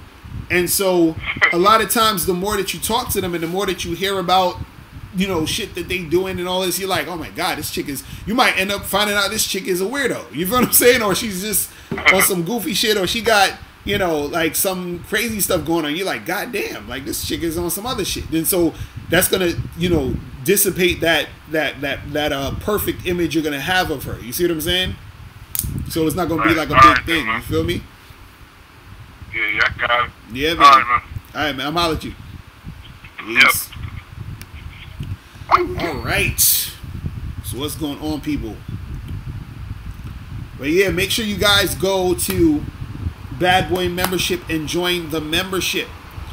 And also go to Patreon. Click the link below this video for the Patreon link so you can sign up. So you can get the Bad Boy Show every Sunday. Yo, what's going on? Who's this? Yeah, man, it's Walt. It's who? It's Walt. First up, I want to say, man, good shit y'all doing over there, man. Yeah, I'm really doing good shit for the bros, man. Okay, that's what's up. That's what's up. What's going on with you, man? Yeah, well, with my situation, I'm in college, so there's like a bunch of chicks like around, but I mean, I have the confidence, like, the way my confidence is now is, like, way, way more than when I just started. I'm not a teenager now. But a question is, are you eating? You sound like you eating food. What's going on, bro? You like that slow. What's going on? oh yeah. What's your question? What's your question? Yeah, my question is, like, what are some techniques that I could use to, like, get more confidence and to be more direct? I could, like, have a good conversation. Mm-hmm. Like, without do anything but get more confidence, be more direct. So you're saying what can you do to be more confident and be more direct? Is that what you're saying? Yeah. Yeah.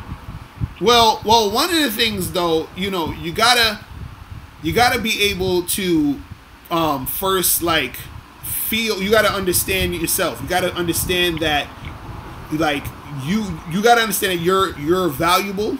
You understand, and you gotta understand that women want to talk to you. Women want to be with you. You have to have that mindset. They always talk about mindset. So the thing is, that's what has to happen first before you even really talk to women generally. You see what I'm saying?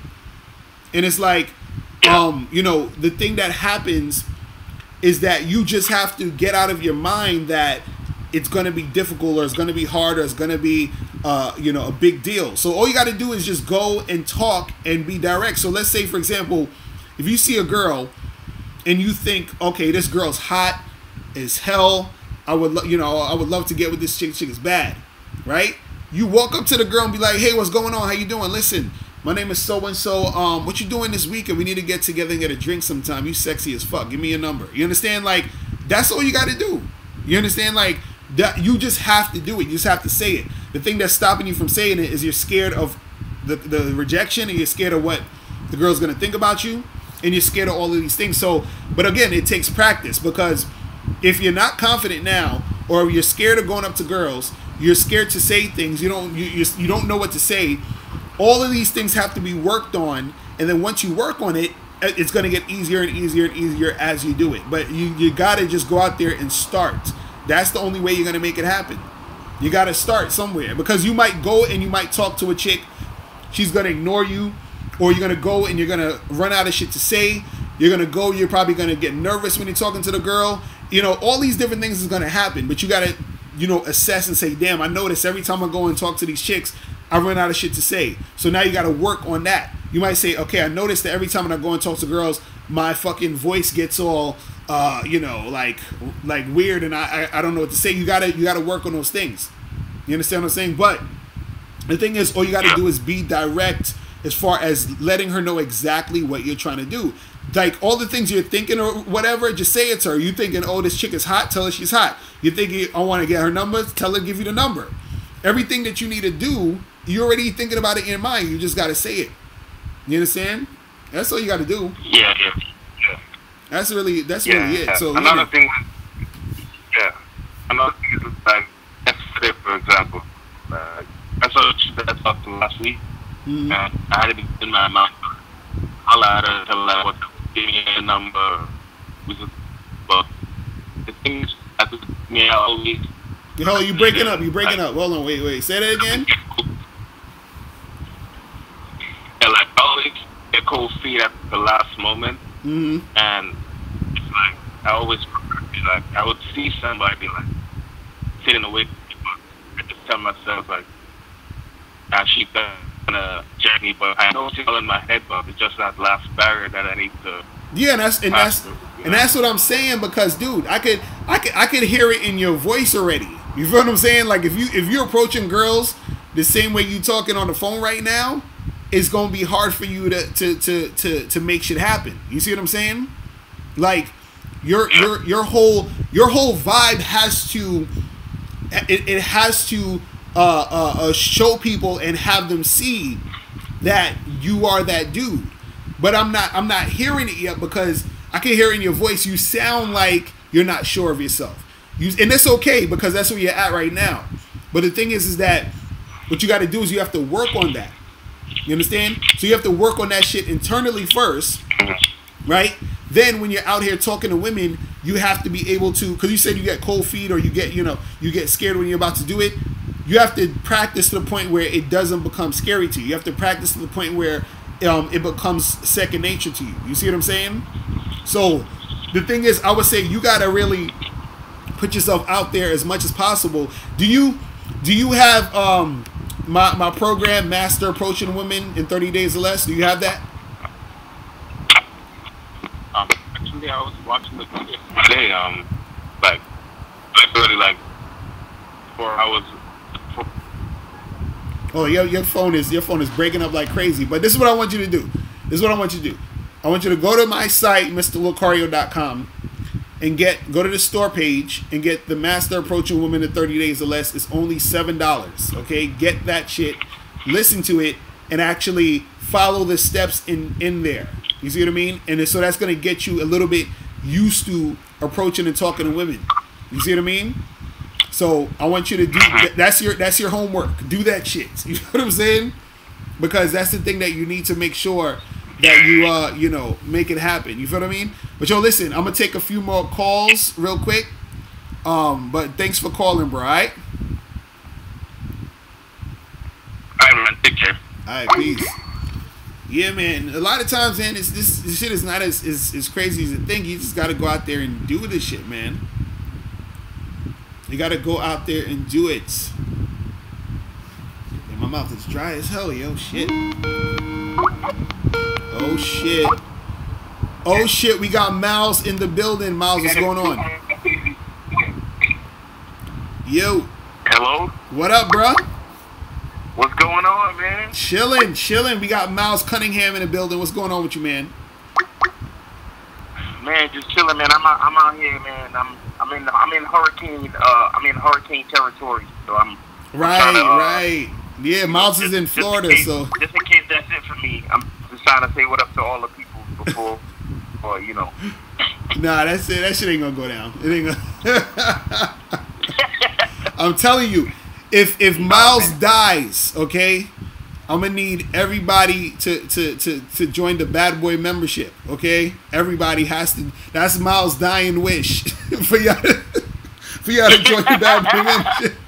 For real. Oh man, yeah, it's crazy. So I see the show today is about men who attract women versus men who don't attract women. Right. What's your thoughts on that? Let me. Can I give some? Oh yeah, go all the way in. Go in. Do it. Info about that. Do it. Alright, for example, that guy that was talking just now, that unsure of himself nigga that called just now. Right.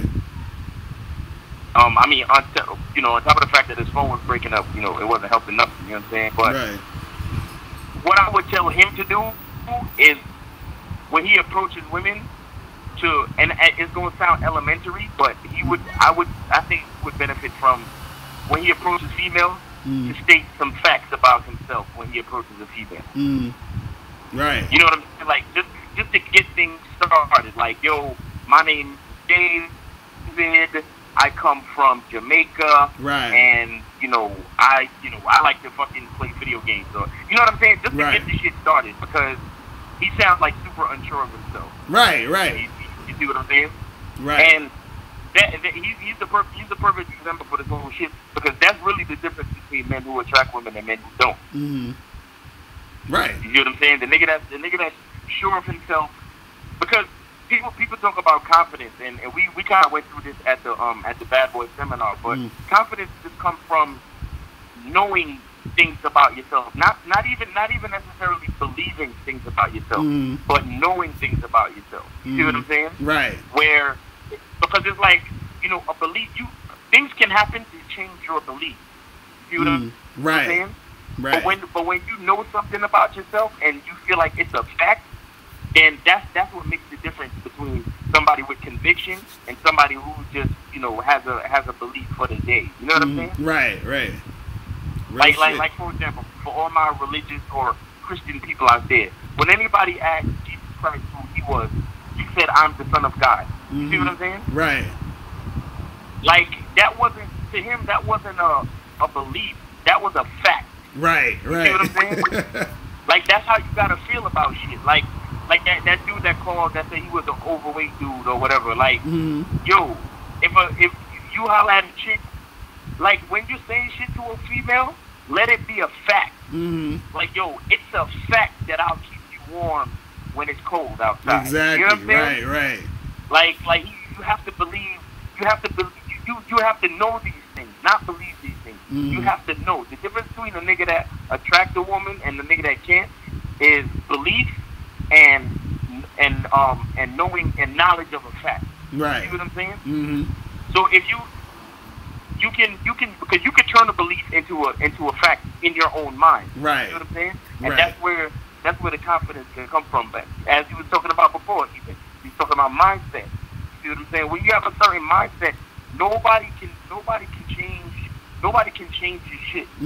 Nobody can change your shit. Like, you know, niggas like, you know, Malcolm X, you know, all these billionaire niggas that you know of, all of them have they knew that it was a fact that they were gonna be rich before anybody even gave them the money. You understand what I'm saying? Real talk. Like you have to know. That's all when I you know, like when we be coaching dudes and stuff, and we telling them when you come direct to a female, you can't blink. You can't blink. You can't giggle. You can't fucking. You know what I'm saying? Right. You can't be looking down and all nervous. Joking around. Like when you step to that chick on some direct shit, and you tell her, yo, I want to fuck the shit out of you because you sexy as shit. You can't laugh. You can't blink. You can't. You know what I'm saying? Right. And you know what's funny? Because if you even think about it, look at the fact of why a lot of people like listening to the Bad Boy Show, right? And it's because when you come on the joint, you say shit with conviction. You feel what I'm saying? And you say it like, this is what I'm talking about. This is what I think about. This is what I know. This is what I believe. And so I'm saying it, and that's what makes the people actually want to hear and listen to what you're saying. But if we was on the Bad Boy Show talking about, oh, hey, what's up? This is the Bad Boy Show, and I hope you guys like today's episode. And we was thinking about talking about this. Like, if we was like that, you would be like, "What the fuck is wrong with these niggas?" You see what I'm saying? So even because if you think about it, even when you think about other guys that you know, when you hear them talk and speak, and you say, "Okay, damn, this dude, he's confident. Like, I actually want to hear what the fuck he's saying." You feel what I'm saying? Because of the way he's coming across, which is what makes you stay there and want to listen. But then when you hear a guy sort of talking like, well, you know, I don't know, and blah, blah, blah. How do you feel when you hear a guy talking like that? It's almost like you feel sorry for him. You feel what I'm saying? Right. You feel bad for him. You're like, dude, what's wrong? You okay? Like, what's going on? So that sort of like feeling bad for him is not attractive to anybody. You see what I'm saying? Right. Because when we talk about attraction, what attraction means is that you are drawing in people. You see what I'm saying? And so when you're coming at it a certain way, if you're talking a certain way, if you have that energy, you're either gonna draw people in or you're gonna push people away. So when you're talking to a girl and you're like, hey, hey, I was just wondering, what's your name? You know, and you sound like you about to cry, and she know when you get that shaky voice and you sound like your tears about to come down your eyes because you're nervous and shit. A girl, she's not gonna, that doesn't make her panties wet. You feel what I'm saying? Right. That doesn't. Right. But if you step up to a girl, be like, yo, you come here for a second. What's your name? You know what I mean? Just you having that tone, she's like, oh shit, this is a man. You feel what I'm saying? Like that's the thing that you gotta these guys understand. You know what I'm saying? Like, it's crazy. I'm like, man. So man. You know, that's exactly what it is. Like even you were saying the other day how like you can't be asking these chicks when they free. Right. Exactly. Be like, look, me at this time. You know what I'm saying? Mm-hmm. Like, you know, because if she can't meet you, then she'll let you know. Right. But all you need to know is when you want to meet with her. You feel me? Because worrying about everything else, it number one, is not attractive, and number two, it puts other people in power over you. Right. You know what I'm saying? Mm-hmm. Real talk. An attractive, and a man who attracts women is somebody who gives the impression that he has shit in control. Right. You see what I'm saying? Right. Because no matter what these chicks out here, no matter what they're talking about, they're looking for a nigga that got his shit together. Meaning, they're looking for a nigga that's in control, that they can, you know, they wanna set their watch to him. You understand what I'm saying? Right, exactly. Real nobody, shit. Like, nobody worries, like, nobody second guesses the sun. You understand what I'm saying? Nobody second guesses the sun. When the sun comes up and it's right above, 9 times out of 10, it's around 12, 1 o'clock. And you know that. That's fact. Right. That's fact. You see what I'm saying? Whenever you see the North Star, you know you're facing north. Right. You understand? People can, it's like people can depend. They can depend on the North Star. They can depend on the sun. You see what I'm saying? Right. That's the type of man that attracts female. Somebody that's dependable. And the only thing that makes you dependable is the fact that you got your shit together and you're in control of yourself, first of all. And when you speak, it comes out when you speak. Right. You see what I'm saying? Because you go up to the woman, dead serious. Now, and when I say you're dead serious, I don't mean you're not friendly. You understand what I'm saying? You don't gotta be like mean. Right. But the point I'm trying to make is you're not backing down and you're not joking around with her. Right. You see what I'm saying? Right. I've heard this saying before.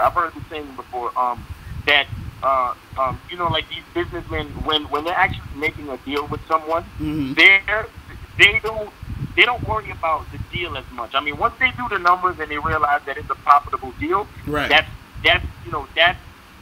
where that ends. It's like I look at the numbers and it makes sense, fine. Right. But the thing that makes like a good businessman actually get into a deal is the person he sees in front of him. Right. You see what I'm saying? Right. If the person he sees in front of him is disorganized, you know, not dressed well, you know, he's dressed sloppy, he was late to the meeting, you know, like he when you ask him a question, he's not totally sure how to answer the question and all this type of shit. Right. I can't get into a business deal with you. Right. Because you're not organized and you're not confident and you're not sure of your program. You see what I'm saying? But when a nigga come to the meeting on time or early, he's dressed well, you know, he has all his paperwork in order, and he can show it to you. Any question you have, right, you can answer it confidently without stuttering or saying you know what I'm saying? Right.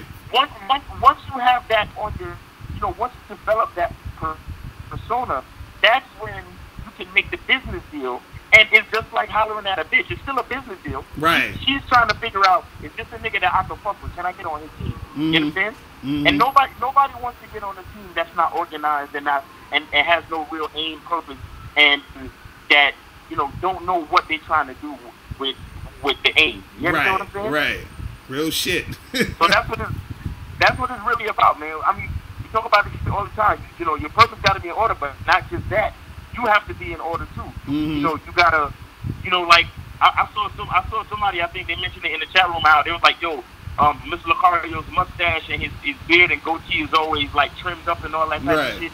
Like, that's the type of shit that gets niggas the curl. Right, you know exactly. What I mean? That's what I've always been saying. Like, you got to make sure that your shit is on point on all different levels. You feel what I'm saying?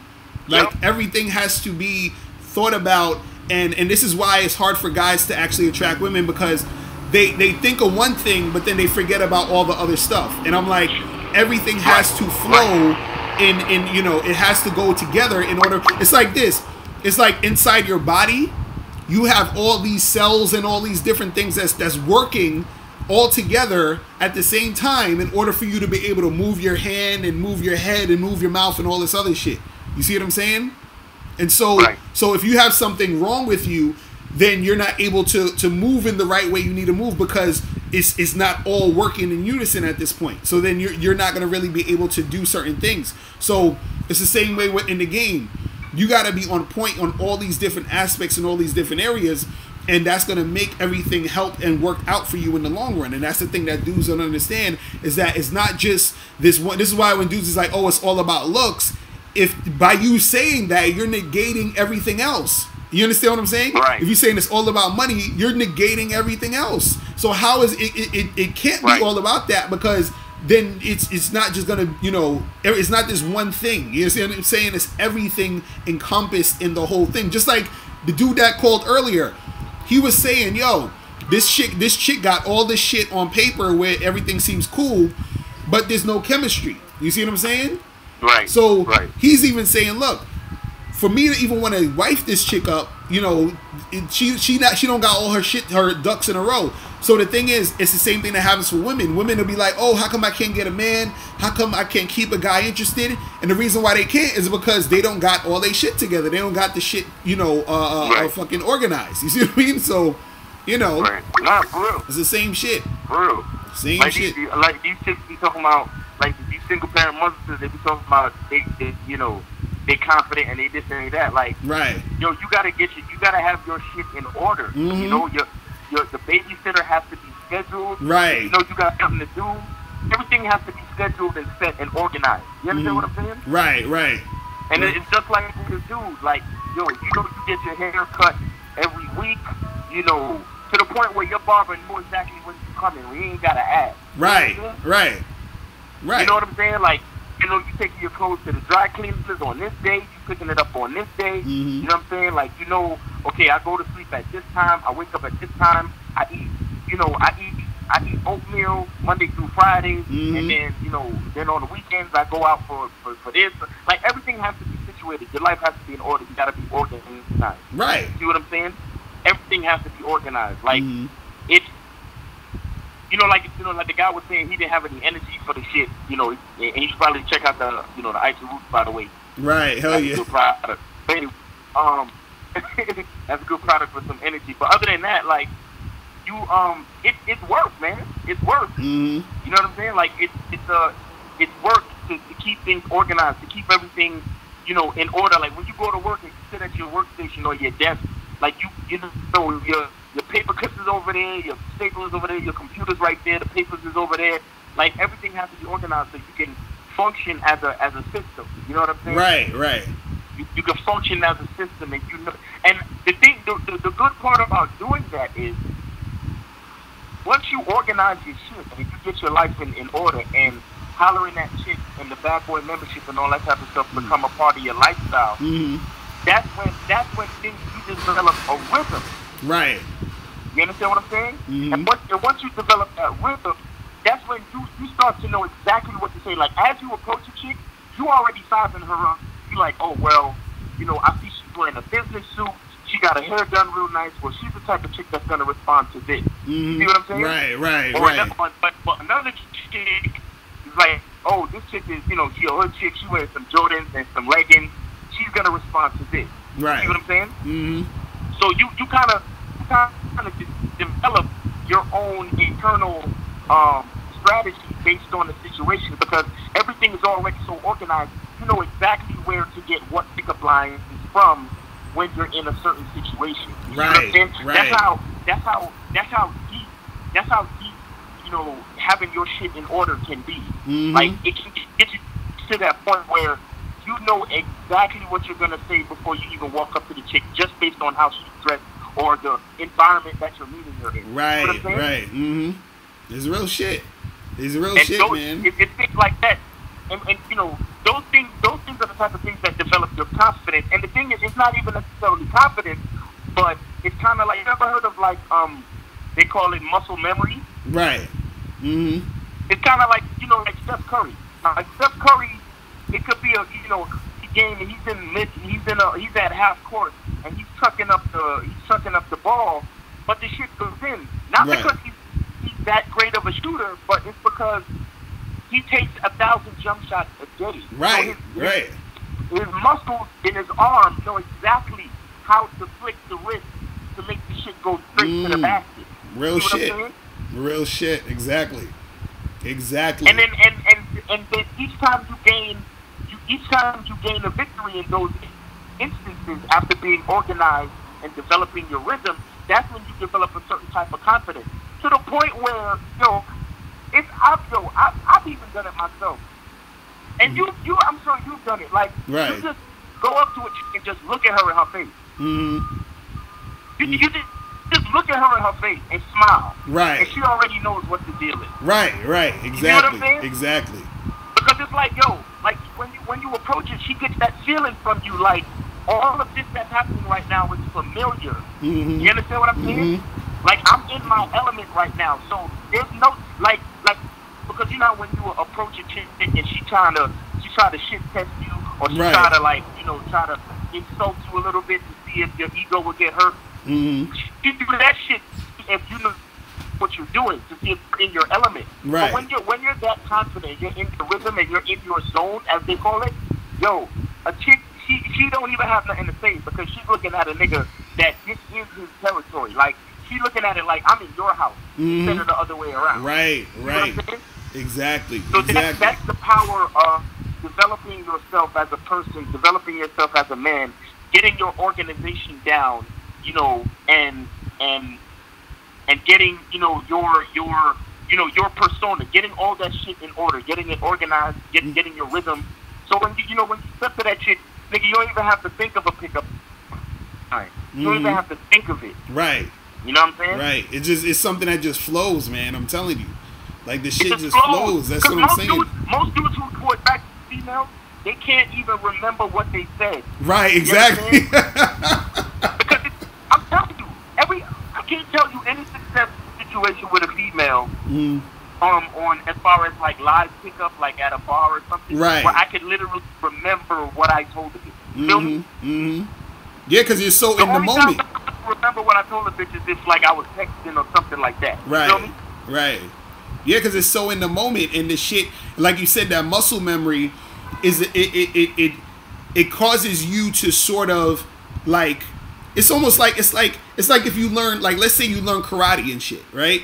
And then you get into an actual fight, since you know the movements and you've been practicing the movements and you know how to block and do your hand like this or whatever, when someone takes the swing at you, it's like your body already knows to move this way or to move that way. You feel what I'm saying? Like it's flowing in the moment. It's almost like, I always use the same thing where I talk about with typing. Like if you learn how to type without looking at the keys, you're not even thinking about looking at the keys. You're just thinking about the words, and your fingers are knowing exactly where to go on the computer without you even having to look at the shit.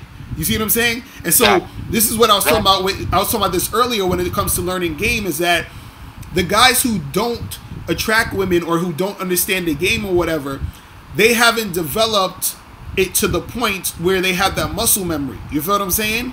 And so what they do is they come into the game trying to learn shit, and they read like one book or they listen to one video or whatever, and then they expect to be like, well, it's not working for me. It's not working for me. It's not working for you. It's because you haven't developed that muscle memory. You haven't been putting in the work in. You haven't been making it part of the lifestyle. You see what I'm saying? So that's a huge part of the whole thing that most guys miss out on. You see what I'm saying? Actually understanding that once you start to flow in the moment, that's when it's almost like your mind and your body become one, and it just takes over. It's like you don't even, like you said, you don't even remember what you said because you're already in that zone. It's like it's happening automatically. You know what I'm saying? It's like when you see a comedian on stage and he's able to make fun of someone in the audience, and the joke is so good you would have thought that he practiced that shit, but it was all improv. Right. You see what I'm saying? Exactly. And but the nigga, he just been doing comedy for so fucking long. Right. Like shit just come out. Right, exactly. So it just flows, and that's the thing. It's like you got to start talking to women, getting to a point where you've been interacting with women for so long that it just starts to come together. It starts to flow. It starts to come into a thing where it's just automatic for you, and then that's when you start to attract more women because you become that guy. You become the guy who knows how to do it. You become the guy who knows how to actually approach and talk to women. The problem is that, and this is the ironic part about teaching this stuff is that you're learning this stuff from us, but you still have to take it and make it your own thing. Do you understand what I'm saying? Right. It's like you still got to be the one to actually do it and to be in the moment so that you can see how it's working for you and how it's going to flow for you. But we're giving you the basics. You feel what I'm saying? We're giving you, it's like this. It's like if you buy a fucking, you know, when a dad buys like a fucking play set for their kid, and then they open the box and then it's all in a whole bunch of pieces, but there's the instructions. You feel what I'm saying? Right. That's what we're giving you. We're giving you the instructions in the fucking playset. You got to put the shit together. You feel what I'm saying? Right. And so that's that's the thing they don't understand. Put that shit together, man. Right. You guys got to go and do it. And the guys who actually go out there and do it and start grinding and putting themselves out there are the ones who actually start to see results, and that's the ones that get success. You see what I'm saying? The guys who don't get success is they'll look at the instructions and then look at the fucking playset and then expect the playset to put itself together. And it's just like, no, like, fuck you doing? You got to do something. You know what I'm saying? Like, you got to go out there and make it happen. You know? Shit is crazy, man. Shit is crazy. Shit is crazy. That's the type of guys that chicks like. Right. That's the type of guys that chicks like. You know, because chicks talk a lot of shit, but they're tired, son. Chicks are tired. They're tired of having to fucking make all these fucking decisions. Yo, they're idiots. They're idiots. And what's been happening in this society and you know, all this feminism and all of this bullshit, it's been forcing them to have to think more and make decisions and be quote unquote strong and independent. Yo, all bitches want to do is look pretty and get niggas' attention. That's it. Exactly right. Exactly. You understand? And then so as a dude that can attract a female, you have to know what to do with that attention. Right. You see what I'm saying? You have to know what to do. You have to know what to do with how you work giving her that attention. You see what I'm saying? Right. Because look, even if the chick doesn't necessarily like you, if you know how you want to give her the attention, you will end up finding that chick that likes that. Right. You understand what I'm saying? Right. Exactly. So it's not about trying to impress or trying to get all the chicks to fuck with you. It's about getting the chicks that want to fuck with you to fuck with you. That's why you gotta be you. That's why, like you said, we only giving you the basic play set. You gotta be the one to put the shit together and then put your style on it. Right. You see what I'm saying? Right. Real shit. For real, man. Real shit, man. For real. Nah, that's some real shit. For real, man. See, and this is why you guys need to make sure you go to the Patreon. You feel what I'm saying? And sign up, because we giving you. Oh, this is almost like a bad boy show right here at this moment. You feel what I'm saying? Hell yeah. So y'all dudes need to really sign up. I need to see some more Patreons on the Patreon page. So go to Mr. Locario. I mean, not Mr. Locario. Go to patreon.com/Mr. Locario, and I'm gonna have the link at the bottom of this video. So I need all of y'all to make sure you join the Patreon, and so when we do the Bad Boy show this Sunday, you won't miss it, okay? Because you're not gonna want to miss it, trust me. And so make sure you guys, join that shit. You feel me? Because we getting it in, man. We getting it in. We are getting it in. Sure, man. Let me let the other brothers call in and get some of these shit popping, man. All right, cool, bro. All right, so I'm gonna let you. Y'all be easy. All right, peace. All right, people, we have been going over time, bro. I gotta get out of here because I gotta do a few more things. So listen, remember, make sure that you guys sign up on Patreon. Go to patreon.com/Mr. Locario to sign up. Also, make sure you guys sign up for the 30-minute game sessions. So I know a lot of y'all be trying to call up in here. You don't get through sometimes because the lines be crazy. And we only here for like 2.5 hours or whatever. But if you want your questions answered and you have a lot of stuff that you need to get answered, I'm telling you, make sure you join or make sure you sign up for the 30-minute game sessions. I'm going to have the link under this video, or you can go straight to MrLocario.com. All right, see, because I got people still calling in, and I'm about to leave. I got see people just keep calling in, and I'm telling you guys that you need to make sure you get on the 30-minute game sessions, okay? Make sure you do that. Also, make sure you go to MrLocario.com and get How to Have Sex with 2 Women a Day, and so we can make that happen. But shout out to everybody who was tuning in and all of that. Let me shout out the people in the chat room. We got 3 Kings. You told me to answer one more. I gotta go though. I gotta go, man. This is why I'm telling you guys, gotta get on 30-minute game sessions, bro. 3 Kings in the building. Mac Anthony, Blast Nigga, what's going on? Sticky E, Michael, Corbray. Was that Michelle Corbray? I got that shit wrong. Who's that? Shady, Randy, 922, Kobe. Who else? Bast Lex, Adissa. Adissa, you better. Okay, I'm like, cause you saying some other shit over here, Adissa. Oh man, we have Paulos is up in the building. What else we got up in here?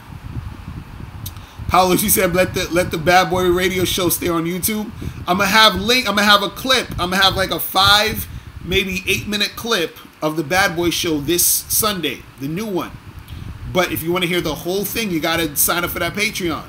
Who else we got? Gilbert Hernandez. In a Patreon, it goes as low as $10. Okay, so $10, you guys can, you know, donate the $10 and make that happen. Who else we got? Uber Fantasy.